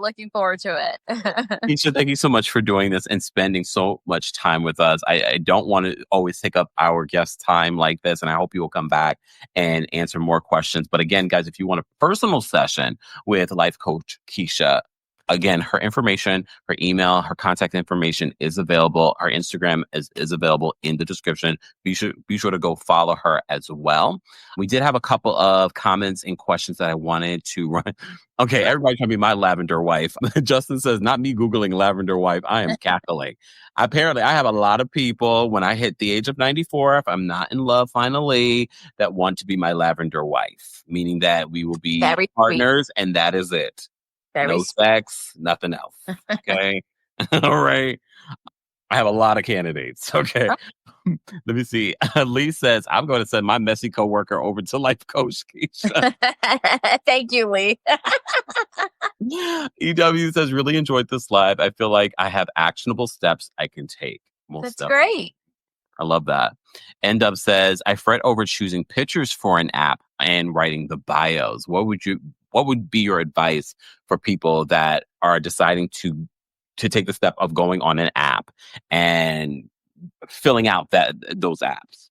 Well, I would say you're probably nervous about the whole step. So put anything and you can always edit. It is not set in stone. It's probably just going on the app is the anxiety. And you're adding all this other stuff. Just go on there. You could change the bio 12 different times. You could change every picture. Just try it. Be free, enjoy it. And remember, guys, it's dating or it's just an app. It's not permanent if you don't want it to be. It's supposed to be fun. You're supposed to enjoy it. Just go be lighthearted about it. You don't have to go with a list of like expectations. That does come, but just enjoy the moment of it. Yeah. It's just dinner sometimes, just like that. Basic. It's just dinner. One thing I will say, because I've had this, that's been my critique of a lot of profiles is just make sure that your face is clearly in the pictures. Not one with a mask, not a side view, not with sunglasses. Just make sure that at least it's a clear picture of your Right. face. Right. Okay. Right. And like Keisha said, you can always go back and edit and add more, but take time with it. Very much like anything in your life, Right. take your time with it. Put love into it. If you're trying to reap the rewards of a love in someone that's taking time with you, put that effort in love and care into the profile. So take your time with it. It's not a rush. Right. And it's for you. So why not take your time? Most definitely. Yeah. All right. We had another question. I just want to make sure I didn't miss any here. Okay. Oh, wait. Didi says, doing these lives on Fridays made me realize that I'm not the only one at home on a Friday night. So much fun. There are a lot of people, and a lot of people can share similar stories and experiences, and you all are learning from each other. So this will be our final question, and then we're going to go. If you haven't liked the video already, be sure to like. If you haven't subscribed, be sure to subscribe. And if you haven't followed Life Coach Keisha on Instagram, go click the link in the description and go follow her. And also, it doesn't hurt. For those that may have been thinking to themselves, oh, I don't need a life coach. A free 30-minute consultation is not going to hurt. It might be life-changing. So consider it, okay? Virgo Vibration says, what if you don't know how to define your life because it's not just yours? I know how to run and leave, but once I had kids, I had to plant my feet, which is foreign to me. Well, I will let you know this, Virgo Vibration. It is your life. They are all guests in your life. Now, they are important guests in your life, but it's your life first. And remember, to all of the moms, dads, and families out there, you're setting an example to all these little ones that are looking at you. So if you're not clear on your expectations of what your life should be, what lesson are you teaching them who are paying attention to every little detail that goes on in this house? You have to map your life out, be clear about it, and live it. And let them see the imperfect days and the perfect days. Let them see the storms. Explain these things to them, because life isn't perfect, but you need to be clear and know that you're living your life. Your actions do affect other people's lives in that home, but you still are living your life. And be clear about that and set an example for those in your home. Yeah. And you being a Virgo, you know how to plant your feet. I know there are probably other aspects to your astrological signs that makes you probably like, but you know how to plant your feet. And there's nothing wrong with planting your feet. And as we've been saying throughout this entire live, is that just because you have children, yes, aspects of your life has changed. Right. You haven't changed. Right. And your kids are watching. They're watching your resilience. They're watching the decisions that you make. So be mindful of that. And remember, pouring into yourself, living your best life is going to make them automatically live their best lives. Right. Keep that in mind. Teach them to value their lives. Mm-hmm. Yes. You're the one who talked about Friday night at home. I was like, hey, I'm excited to be home. I love being home. My home's my palace. I'm just, so don't be ashamed that you're home on a Friday night, so enjoy it. I forgot it was Friday. Right. Jenna says, Kemp, we have a Discord, right? I need more comments from my friends in the chat. Jenna, do you not have the link to the Discord? I'll post it. Are you a member, Jenna? I should ask Jenna. Jenna, are you a member? Jenna, come back to the phone, Jenna. Or let us know in the live chat. Because I'll post it for the public, but we want to continue to have the Discord be a safe space. If you're not a member, maybe we can post the link so that someone can send you the link via email. She is a member. Thank you, Foxy. I'll post it again in the community tab on YouTube. We posted it the other day, but it's only for like a week. The link is good. Okay. So Dr. Annie said this will be our last comment that we're going to go. Dr. Annie says, and fellas, please have a full body picture and not that side angle picture. Meeting in person is so much better, in my opinion. I said that goes for everyone. Be fully transparent. You want people to love you just the way that you are, with every crevice. Okay. So be honest from the jump. If they don't like you, let them make that judgment before they even meet you. Right. And if they do make that judgment, you don't want to meet them. Exactly. Right. We're about being real in 2025, not perfect, guys. That part. First of all, Keisha, thank you so much for being here and sharing your life, your experience, and your expertise. We appreciate that. Dr. Annie, thank you for becoming a member as well. Thank you to everyone that decided to call in today and share their experience. Those of you that are watching the replay of this, be sure to share your thoughts. I'm sure Keisha will be in the comment section taking a look at what you guys have to say. So be kind. We do not moderate adults here. You will be blocked. But I'm more sensitive when you guys comment on our guests, so you will get blocked. So be very mindful of what you say. Anyways, Keisha, thank you so much for being here. Any last thoughts before we go? I want to say thank you. You have a great community. Everyone seems that they're very loving and open. And I have to say thank you as well for providing a safe space. People have challenges out there that they want to talk about. So I think it's really nice that you give them a platform and a place that's safe and protected for them to, feel comfortable enough to say these things to us. So thank you very much for having me. And I look forward to the next time. Most definitely. Guys, again, don't forget to follow Keisha. All of her information, including her email, her Instagram, will be available in the description. And don't forget to subscribe to our channel as well if you haven't already. And be sure to subscribe to the podcast. The podcast version of tonight's live will be available tomorrow on the Kempire podcast. So subscribe today. And of course, thank you to our King's Guards for holding us down in the live chat. We appreciate them as well. Again, thank you all for being here. Everyone have a fantastic night. See you all later. Thanks for tuning in to the Kempire here on the Kempire Radio Network. As always, don't forget to give the Kempire podcast a 5-star rating on Apple Podcasts and on Spotify. We're trying to get to 1,000 reviews on both platforms. And as always, don't forget to subscribe, download, and share the Kempire podcast.